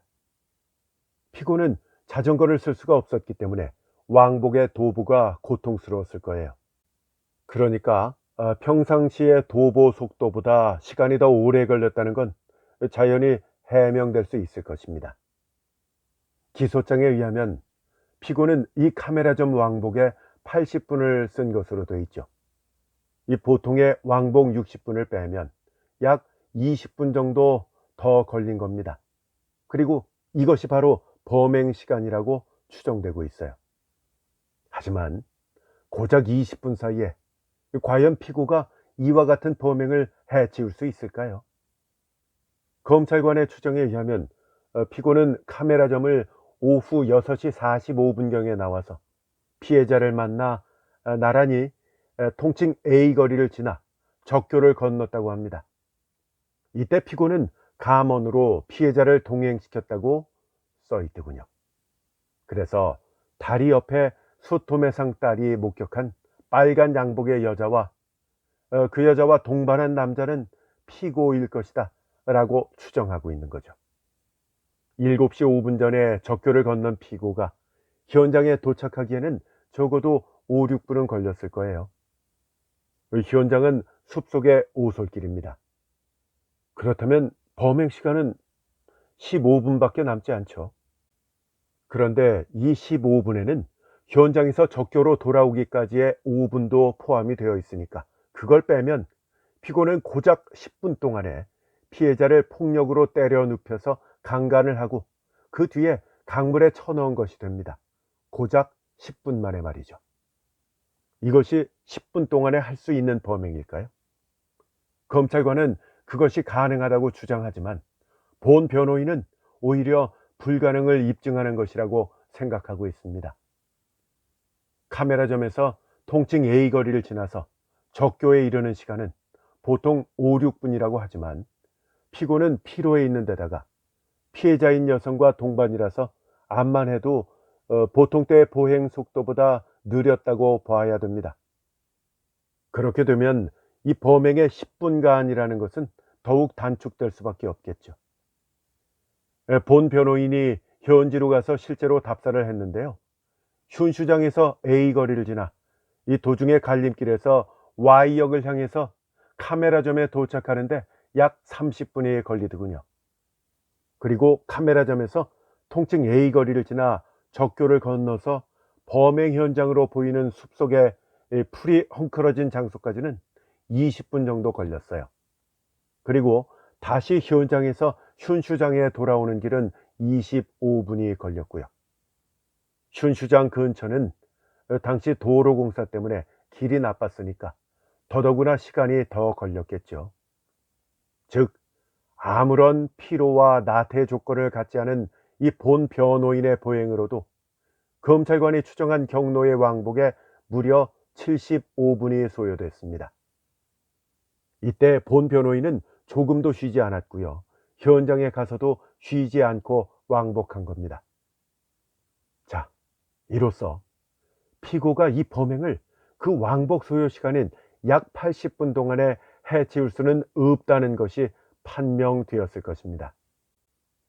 게다가 기소장에 의하면 피고는 카메라점으로 필름을 사러 갔을 때 우연히 역전에 있는 피해자 스기야마 치지코를 목격하고 말을 걸어서 감언으로서 현장으로 유인했다고 합니다. 그러나 전혀 안면도 없는 피고의 말에 성년인 한 여성이 거리낌 없이 그 쓸쓸한 더구나 밤으로 접어드는 시간에 따라갈 수가 있었을까요? 검찰관은 피해자 스기야마 치즈코가 돈만 받으면 암호하거나 교섭을 가졌다는 평소의 행동을 고려해서 피해자가 피고와 함께 현장으로 간 것은 자연스러운 일이라고 했는데 본 변호인은요 전혀 반대로 해석합니다. 즉 피고는 여관의 고용인입니다. 옷차림도 초라해서 한눈에 봐도 돈을 가지고 있다고는 생각되지 않아요. 또 피해자가 그와 같은 성격이라면 이럴수록 상대를 고르는 법이기 때문에 아무리 피고가 감언으로 꿰었다고 해도 절대로 응할 리가 없었을 겁니다. 만에 하나 그렇게 되었다고 하더라도 피고가 여관 혹은 기타 옥내로 피해자를 유인한다면 몰라도 어두워져가는 쓸쓸한 현장으로 데려간다면 응당 피해자는 신변의 위험을 느꼈을 것이니까 적교를 함께 건너지는 않았을 겁니다. 기소장에 의하면 감언으로 라고 지극히 추상적으로 표현되고 있는데 검찰관은 피고가 어떤 감언으로 피해자를 꿰었다고 생각하는지. 피해자는 바에서 일하고 있는 여성입니다. 남자의 이면은 알 만큼 죄다 알고 있는 직업이죠. 쉽사리 응할 까닭이 없습니다. 더욱이 피해자가 가지고 있었다고 생각되는 핸드백은 아직까지도 소재 불명이죠. 피해자가 목에 걸고 있었던 펜던트에 관해서는 이미 말씀드렸죠. 펜던트는 훔쳤지만 핸드백은 훔치지 않았다. 말이 되지 않습니다. 핸드백이 피고의 주변 또는 분명히 피고의 자귀에 의한 장소에서 발견되지 않는 한 이 사건의 범인이 바로 피고라고는 말할 수 없는 것입니다. 이상으로 본 변호인이 고찰하건대 피해자 스기야마 치즈코는 24일 오후 6시 10분경 신주쿠에서 타고 온 전차를 Y역에서 내렸습니다. 역전 부근에서 다음에 오는 전차에 타고 있었을 다른 남성을 기다리고 있었다고 생각됩니다. 다음 전차는 6시 40분 도착이죠. 그 남성은 10중 8구 이 전차에 타고 있었을 터이니까 피해자가 그 남성과 함께 통칭 A 거리를 지나서 7시 5분 전에 적교로 간 것은 시간적으로도 일치됩니다.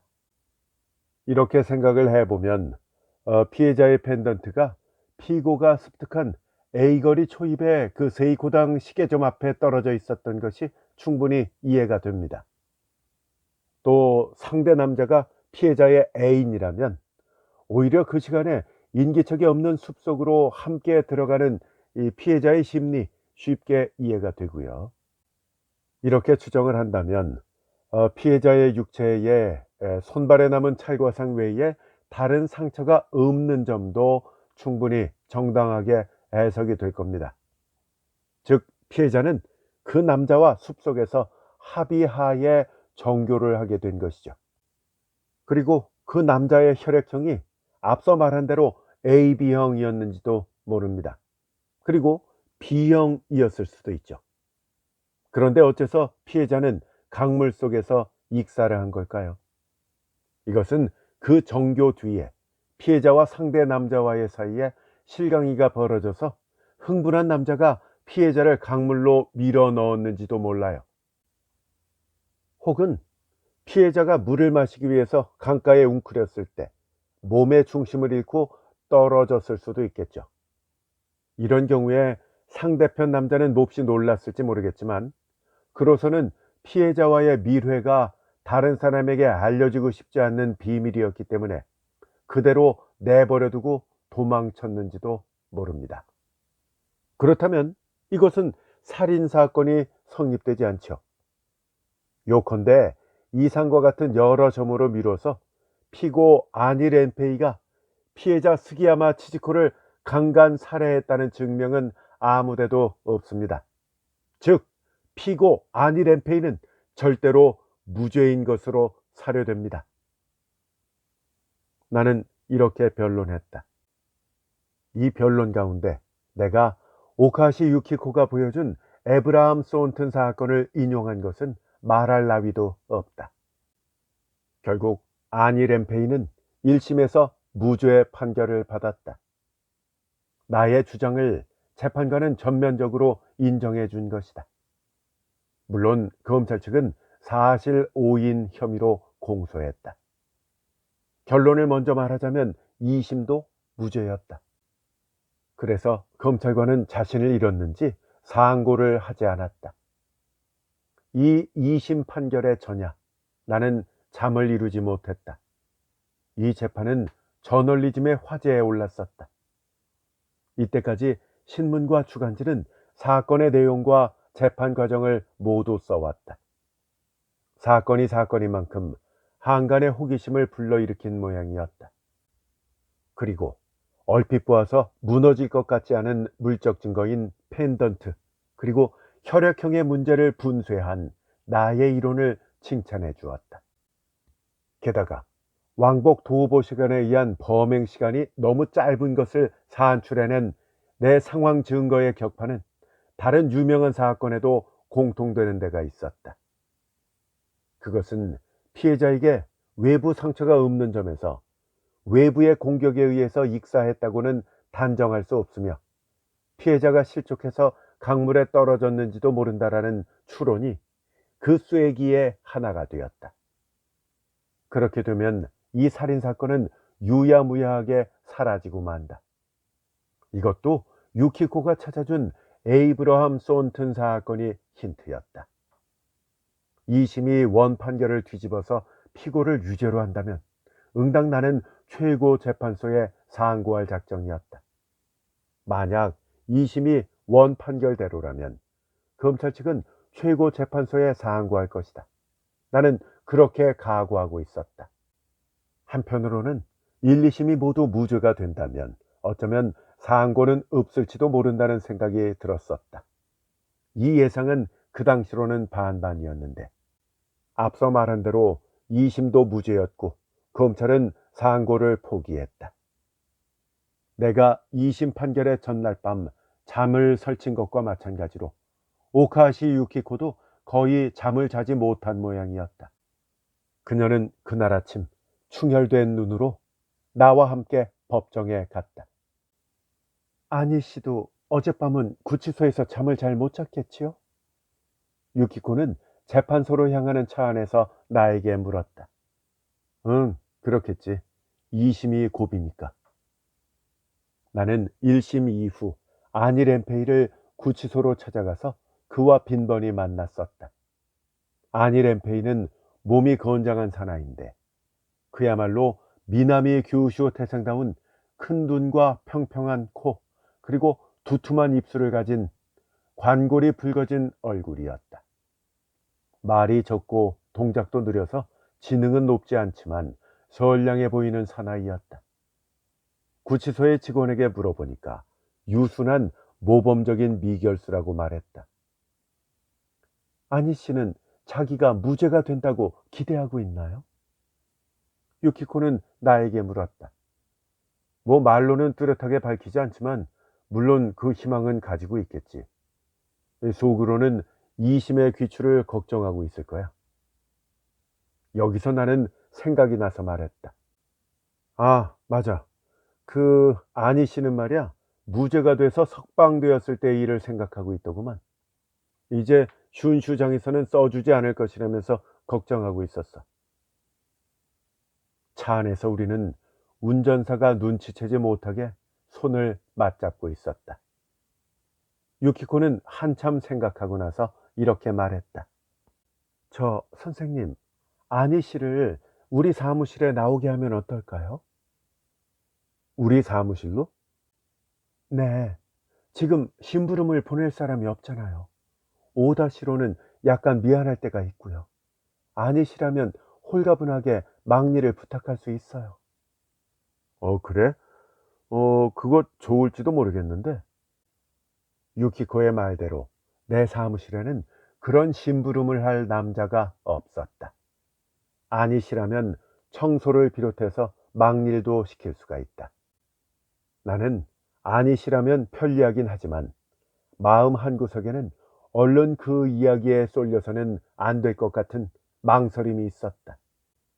지금 생각해 보면 그것이 바로 예감이라는 것인지도 몰랐다. 어딘가에 뭔가 걸리는 것이 있었던 것이다. 그러나 아니 씨의 일을 여기까지 돌봐온 나로서는 유키코의 제안을 물리칠 수도 없었다. 어떤 의미에서 나는 아니 램페이의 사건 때문에 상당히 유명해졌다고도 할 수 있었다. 아니 씨를 돌보는 것이 나의 의무처럼 생각되었다. 앞서 말한 대로 결국 2심에서도 이겼다. 검찰 측이 상고하지 않겠다고 결정하고부터 그것은 완전해졌다. 검사 측에는 검찰 일체의 원칙이라는 것이 있다. 그것은 일종의 종족 동맹과 같다고 해도 좋을 것이다. 변호인 측에는 이 검찰 측과 대항할 연대의식이 있다. 이것도 일종의 종족 동맹인지도 모른다. 검찰은 공익을 대표하고 변호인은 피고인 개인의 이익을 대표한다. 검찰은 죄를 무겁게 하려고 하며 변호인은 그것을 되도록이면 경감하려고 한다. 하나의 범죄 상황, 하나의 법령, 하나의 조문을 둘러싸고 양자는 그것을 양극으로 서로 당긴다. 두 개의 종족 동맹은 영원히 대립하는 존재인지도 모른다. 이번 사건에는 국선 변호인이 이토록 열을 올렸다는 것도 화제가 되었다. 앞서 설명한 대로 국선 변호인은 대개 적당하게 얼버무리는 것으로 되어 있었다. 하지만 이번 사건에 대해서는 세상이 나의 노력과 성의에 대해서 높이 평가했다. 게다가 아무리 보아도 승산이 없는 불리한 재판을 보기 좋게 뒤집은 수완으로 나는 변호사 동료들로부터도 재평가되었다. 선배들도 칭찬해 주었다. 논리의 권위가 재판관을 설득하고 검찰 측에 패배케 한 것이다. 사람은 언제 어디서 어떤 사건에 말려들지도 모른다. 이 생활의 두려움도 일반 시민에게 새삼스럽게 자기 주변의 위험과 자각을 안겨준 것 같았다. 제2심이 확정되자 나는 재판소 앞에 대기하고 있던 보도진에 둘러싸였다. 나는 신문과 잡지의 카메라나 텔레비전 뉴스의 카메라에 찍히면서 모여든 기자에게 이 사건 변호의 소감이라는 것을 말하게 되었다. 그리고 그날 석간에는 나의 사진이 든 판결 기사가 보도되었다. 나는 어떤 의미에서 하룻밤 사이에 작은 영웅이 되었다. 나는 유키코와 둘이서 그날 밤 자축회를 가졌다. 도내의 어느 인류 레스토랑에서 우리들 나름대로의 호화로운 식사를 했던 것이다. 글라스를 맞대고 그녀한테서 축하한다는 말을 들었을 때 나의 눈이 뜨거워지면서 상대 얼굴이 스며들었다. 유키코, 이게 다 자네 덕분이야. 나는 그녀에게 감사의 말을 했다. 자네가 없었다면 나는 그 변호에 성공하지 못했을지도 몰라. 따라서 무고한 인간을 사형대로 보냈을지도 모르지. 나는 행복에 취했다. 한 인간을 사형에서 구했다는 정의감과 변호사로서의 재능을 이 사건으로 자각할 수 있게 되었다는 만족감과 세상에 내 이름이 떨쳐졌다는 자랑이었다. 그 중에서도 유키코가 나한테 주는 애정이 더욱 긴밀해졌다는 기쁨은 더 말할 필요도 없었다. 돌아오는 길에 우리는 춤을 추러 갔다. 난 오랜 고생에서 해방된 것이다. 이제 아무 고생도 없었다. 지금은 오직 유키코와 손을 잡고 하나의 리듬 속에 푸근하게 몸을 맡기면 되었다. 거기서 돌아올 때 나는 유키코를 데리고 어느 호텔로 들어갔다. 둘 다 취해 있었다. 나의 아내는 오랫동안 요양소에 가 있다. 유키코와의 관계를 그저 그것만의 이유로 해석한다면 난 섭섭할 것이다. 나의 유키코에 대한 애정의 발생은 설사 아내가 건강해서 항상 집에 있다고 해도 변함은 없었을 것이다. 유키코는 이지적이며 마음이 상냥했다. 하지만 아내는 그렇지 않았다. 난 아내를 비난할 생각은 없지만 유키코와 매일 사무실에서 대하고 있으니까 평소 아내에게 느꼈던 불만, 그것을 체념하고 있었던 마음이 잠에서 깨어난 듯이 유키코로 향했다. 내가 지금의 아내와 결혼한 것은 서로의 불행이며 내가 유키코와 만난 것은 아내만의 불행이었다. 나와 유키코는 한 달에 한 번 정도 호텔에 묵곤 했는데 이 관계는 물론 아무도 몰랐다. 어쨌든 여자 조수와의 사이는 남의 눈에 색안경으로 보이기 때문에 아주 조심스럽게 그녀와 만나야만 했다. 물론 아내에게도 들키지 않았다. 사무실에는 사무원인 오다가 있기 때문에 우리는 신중하게 행동해야 했다. 그 억제가 서로를 초조와 정열로 몰아세우고 있었다. 나는 미혼인 유키코를 이런 입장에 두는 것에 고통을 느끼고 있었다. 하지만 유키코는 나와도 또 다른 남자와도 결혼할 의사는 없다고 말했다. 그녀는 지금 나의 애정으로 살면 된다고 하면서 장래 일은 전혀 생각하지 않고 있다고 말했다. 나는 부끄럽게도 아내의 죽음을 남몰래 바라기도 했다. 가슴을 앓고 있는 아내가 그렇게 오래 살 것이라고는 생각되지 않았지만 현재는 의술이 발달하고 있어서 쉽게 치료되는 것이다. 그러나 그 중에는 명이 짧은 환자도 있다. 나는 절대로 유키코에게 말하지 않았지만 아내가 그 불행한 단명의 패거리에 끼이는 것을 희망하고 있었던 것이다. 그날 밤은 나의 행복에 유키코도 참가해서 두 사람만의 아무 거리낌 없는 강렬한 도취 속에 빠져들었다. 아니 램페이가 나의 사무실에 잡부 비슷한 위치로 들어온 것은 그의 무죄가 확정된 이틀 뒤였다. 의지할 곳 없는 그를 위해서 나와 유키코는 구치소 앞까지 신병 인수하러 갔었다. 아니는 내가 가지고 간 성의의 축하품인 양복을 입고 기뻐하면서 나왔다. 유키코를 보고 약간 머뭇거리는 모양이었으나 내가 나의 조수라고 말하자 납득을 했다. 나는 결국 안이를 사무실에 고용하기로 했고 그 때문에 그에게 독신 아파트를 마련해 주었다. 안이는 처음에 사양했다.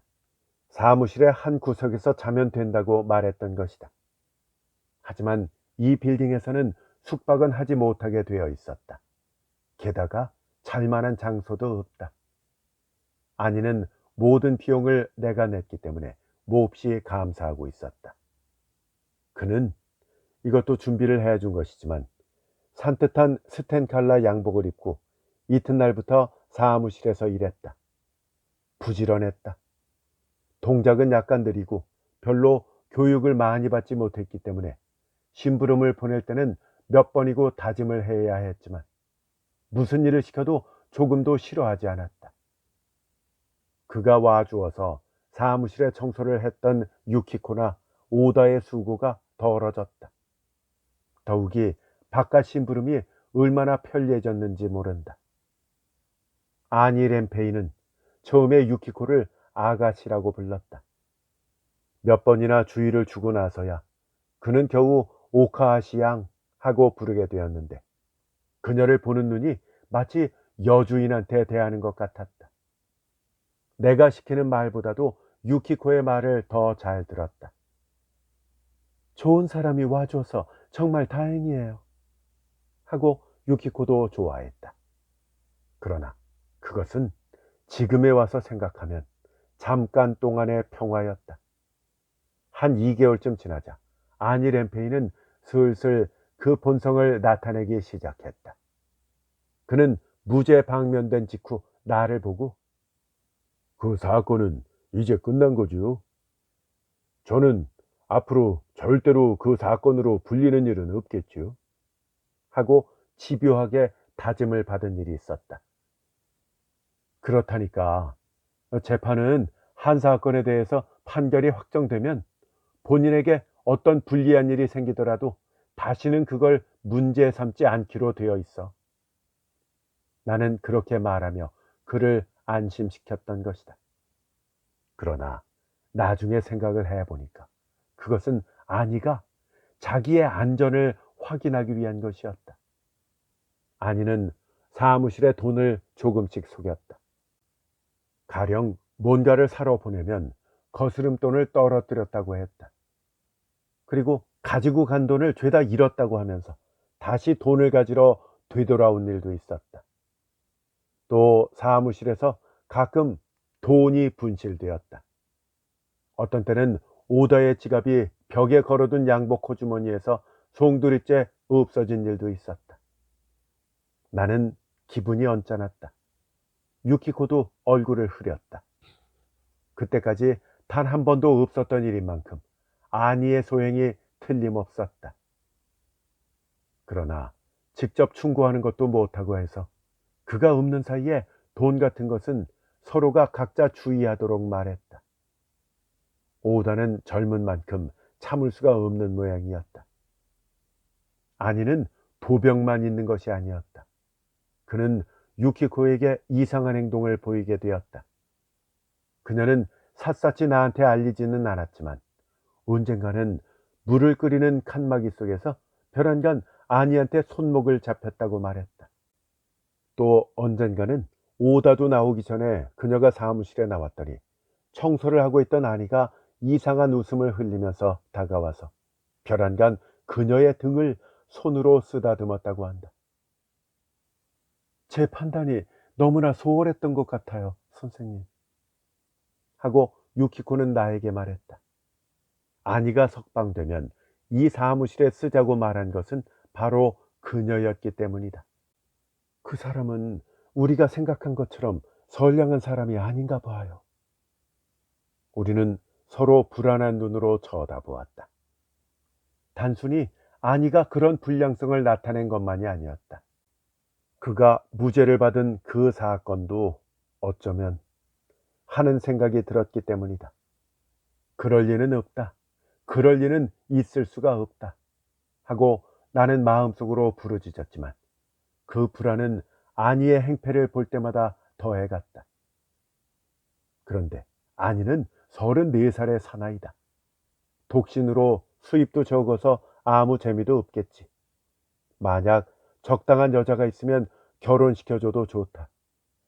그렇게 되면 그의 이상한 성품도 고쳐질 것이다. 하고 나는 은근히 생각하고 있었다. 나는 넌지시 아니에게 그런 것을 암시하고 은근히 유키코에 대한 행패를 지적했다. 아니는 싱글벙글 웃으며 듣고 있었다. 이것도 나로서는 불쾌했다. 도대체가 아니가 빙그레 웃을 때는 그 두툼한 입술은 도전적인 표정이 되는 것이었다. 어느 날 유키코가 안색을 표현하며 나에게 말했다. 저 선생님, 아니 씨는 정말 몹쓸 놈인지도 몰라요. 왜? 왜 그래? 응? 오늘 아침에도 사무실에 나오니까 오다 씨는 나오지 않았고요. 아니 씨가 혼자서 청소를 하고 있었어요. 저도 경계를 하면서 곧장 문 밖으로 나갔죠. 그랬더니 별안간 아니 씨가 문 쪽으로 달려와서 뒤에서 저를 껴안고 목덜미에다가 뜨거운 숨을 내뿜으면서 입술을 목덜미에 댔다는 것이다. 그리고 그녀의 목을 졸랐다는 것이다. 그게 만약 밤이었다면 어떻게 됐을지 몰라요. 유키코는 파랗게 질린 얼굴을 하고 있었다. 나는 더 이상 참을 수가 없었다. 이제 그자를 쫓아내자. 그렇게 하지 않으면 사무실의 평화는 유지할 수 없다고 생각했다. 마치 우리들 사이에 폭탄이 놓여진 것 같았다. 언제 어떤 불상사가 발생될지 모른다. 이래서는 차분하게 일도 할 수가 없다.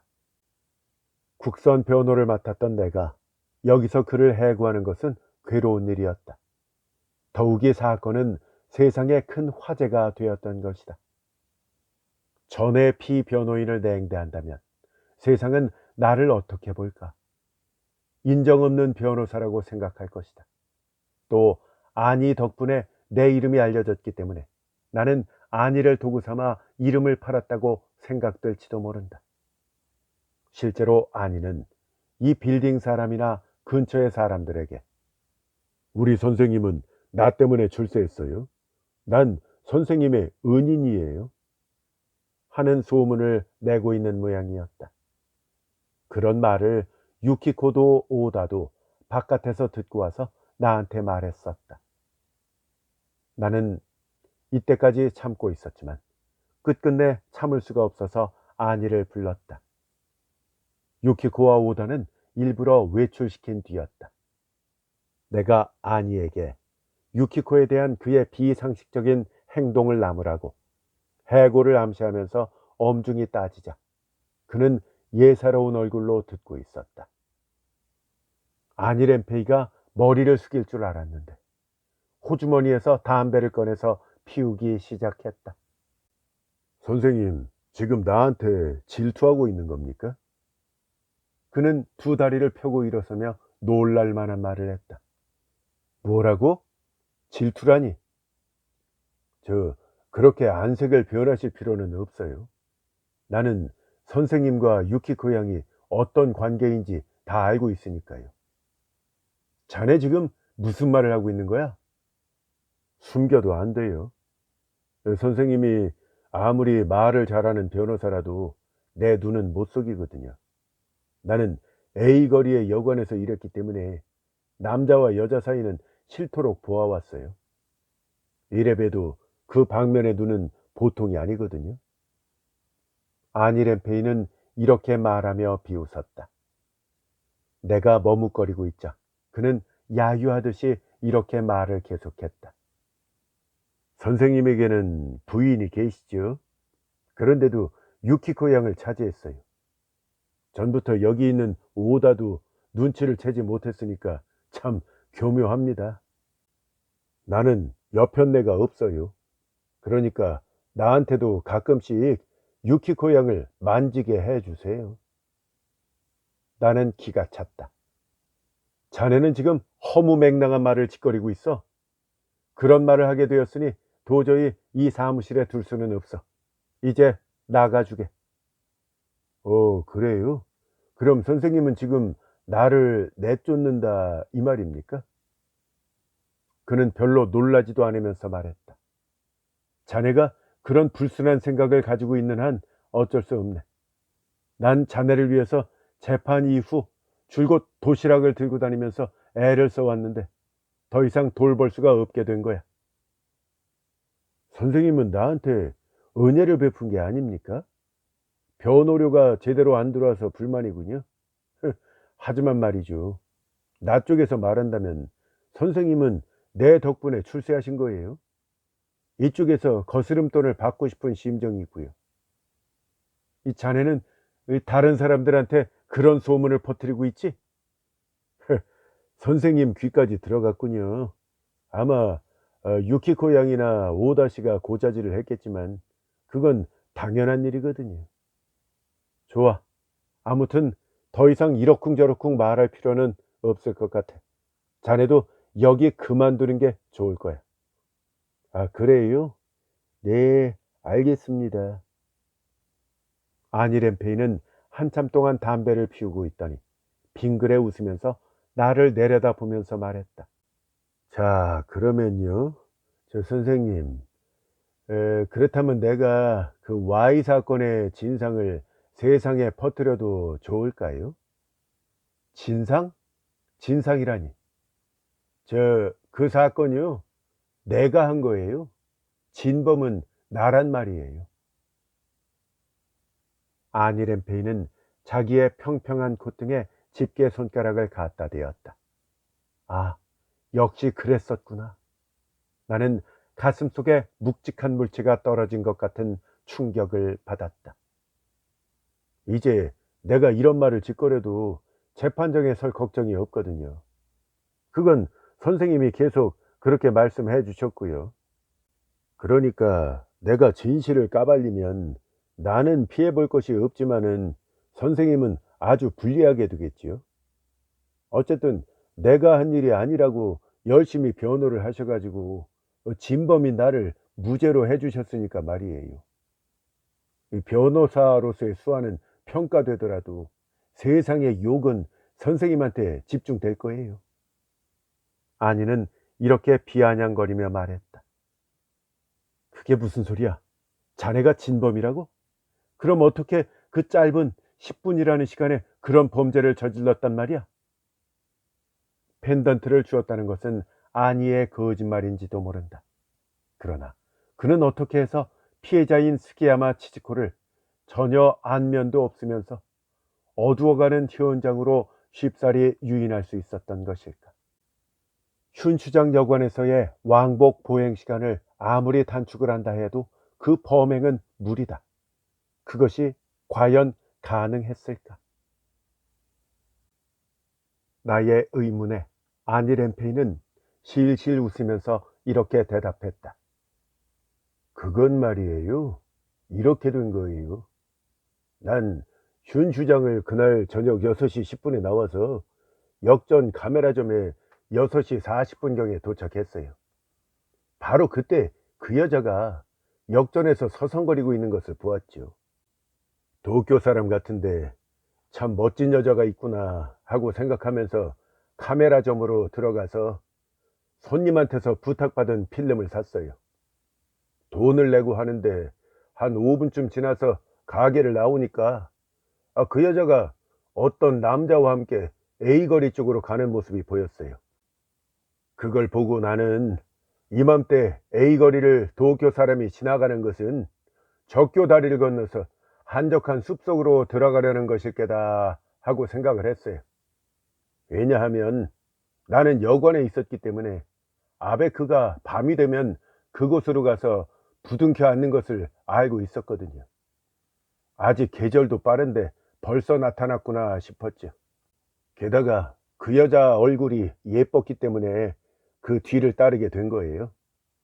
멀찍이 거리를 두고 있었기 때문에 적교를 건넜을 때 남자와 동반한 여자 쪽은 숫장수 딸이 볼 수 있었지만은 바로 그 뒤에 이 딸은 검문을 닫았다고 하니까 뒤를 따르고 있던 내 모습은 요행이도 보지 못했던 거예요.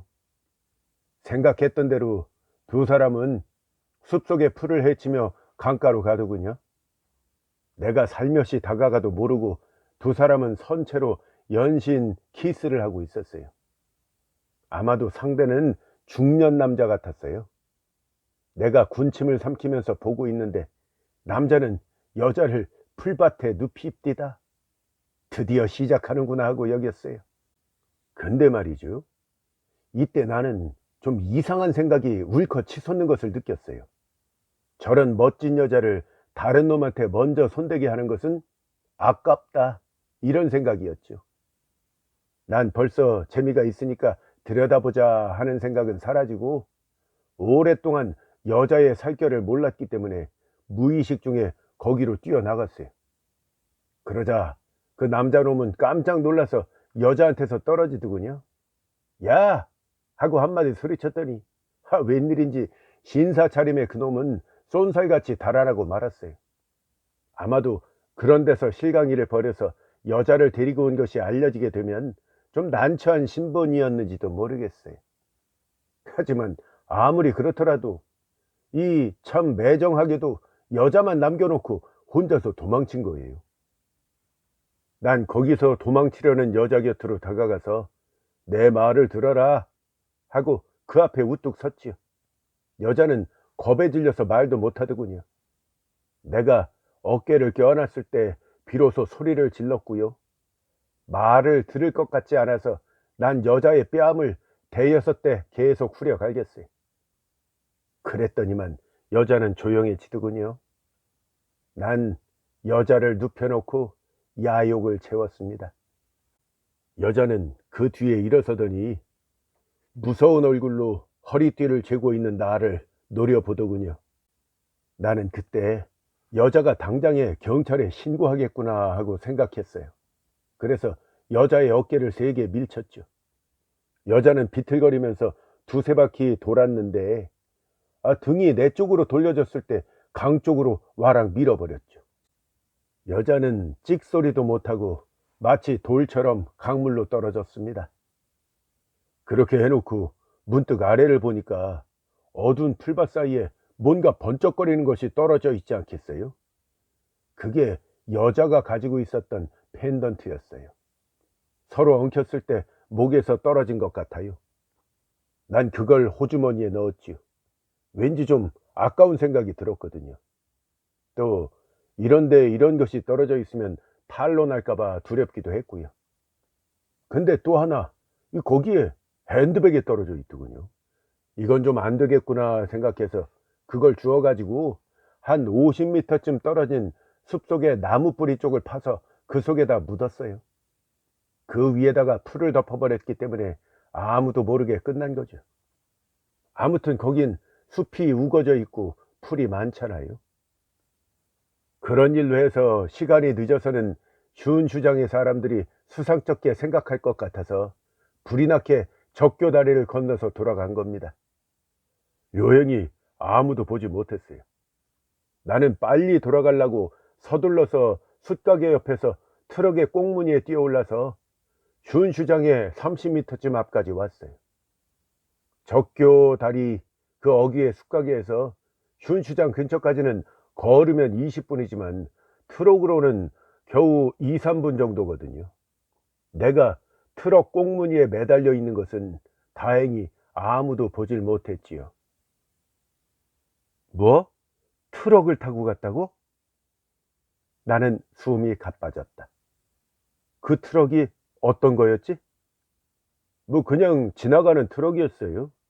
그 길에는 트럭들이 잘 다니거든요. 숯가게 근처가 약간 커브로 되어 있어서 트럭은 천천히 가요. 또 슌슈장 여관 앞은 그 당시에 이 밤새워 도로 공사를 했기 때문에 길들이 조금 패여져 있었어요. 그건 선생님도 뭐 실지 조사를 했으니까 알고 계시겠죠? 물론 공사 중이니까 트럭은 거기서도 서행을 하죠. 나는 이 두 곳의 서행으로 트럭에 뛰어오르고 또 뛰어내린 겁니다. 이건 아무도 알지 못하더군요. 검사님도 도로공사에 좀 더 신경을 썼다라면 좋았을 것을. 아니, 선생님도 모르셨잖아요. 나는 그때 트럭에서 뛰어내리자마자 마치 역전에서 걸어온 양으로 슌슈장으로 들어갔어요. 요행이 옆집의 수다쟁이 아낙네가 내 모습을 보았기에 살게 됐지요. 나는 신음했다.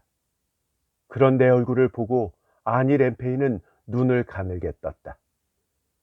이래도 선생님은 내가 하지 않은 것으로 생각하시나요? 아직도 의심하고 있는 모양이군요. 그렇다면 제가 좋은 걸 보여드릴게요. 아니 램페이는 언제 준비했는지 칸막이의 찻장에서 지저분한 보자기 묶음을 꺼내왔다. 그는 그것을 풀기 시작했다. 선생님이 오늘쯤 그런 말을 할 것 같아서 집에서 이걸 가지고 나왔어요. 자, 보세요. 그는 승자처럼 그 보자기를 풀었다. 나는 눈이 뒤집혔다. 거기서 나온 것은 흙투성이의 핸드백이었다. 검정 가죽 제품인데 그가 그 안을 열자 여자용 지갑과 윈저의 이름이 적힌 손님의 술값 청구서가 나타났다. 그 핸드백은 피해자 스기야마 치지코의 것이었다. 그저께, 그러니까 일요일이죠. 난 저녁 때에 A거리에 전차로 가서 이걸 나무 밑에서 파냈어요. 자, 어때요, 선생님? 이래도 내가 무죄라고 생각하십니까? 파랗게 질린 내 얼굴을 보면서 아니 램페이는 담배 연기를 이쪽으로 뿜었다. 자, 이걸로 이제 틀림없지요. 판결이 확정되었으니까 난 다시 끌려갈 일은 없을 거고요. 다만 이제부터 선생님의 사회적 명성이 쭉 떨어질 겁니다. 이걸 내가 공공연하게 소문을 내면 말이죠. 선생님은 내 사건으로 출세하신 만큼 그 여파가 지독할 거예요. 아무리 변호사의 수완이 좋더라도 살인범을 어거지로 무죄로 만들었다는 걸로 말이죠. 선생님은요, 모든 사람들에게서 따돌림을 당하게 될 거예요. 정녕 그러했다. 이것이 알려지면 나는 많은 사람들의 비난을 받게 될 것이다. 그 비난은 법률에 의해서가 아니라 도덕에서이며 세상의 상식에서이다. 내가 이때까지 얻은 과분한 평가는 거꾸로 악덕 변호사라는 이름으로 전락하게 된다. 그러니까 나는요, 계속해서 선생님의 사무실에 근무를 해야 되겠어요. 아니 램페이는 나를 협박하기 시작했다. 아무리 선생님이 나를 싫어해도 난 유키코 양을 계속 사모할 거예요. 만약에 말이죠, 유키코 양을 내 눈앞에서 숨기기라도 한다면 난 이 일을 사람들한테 퍼뜨릴 거예요. 게다가 선생님과 유키코 양이 그렇고 그런 사이라는 거를 병원에 가서 선생님의 부인한테 다 말할 겁니다. 그리고 세상에 소문도 낼 거고 말이에요. 나는 지금 이 송충이에 대한 살의를 느끼고 있다. 나는 앞으로 어떻게 될지 모르겠다. 유키코는 어디까지나 나와 함께 가겠다고 말하고 있다. 설사 형무소라도, 설사 무덤까지라도.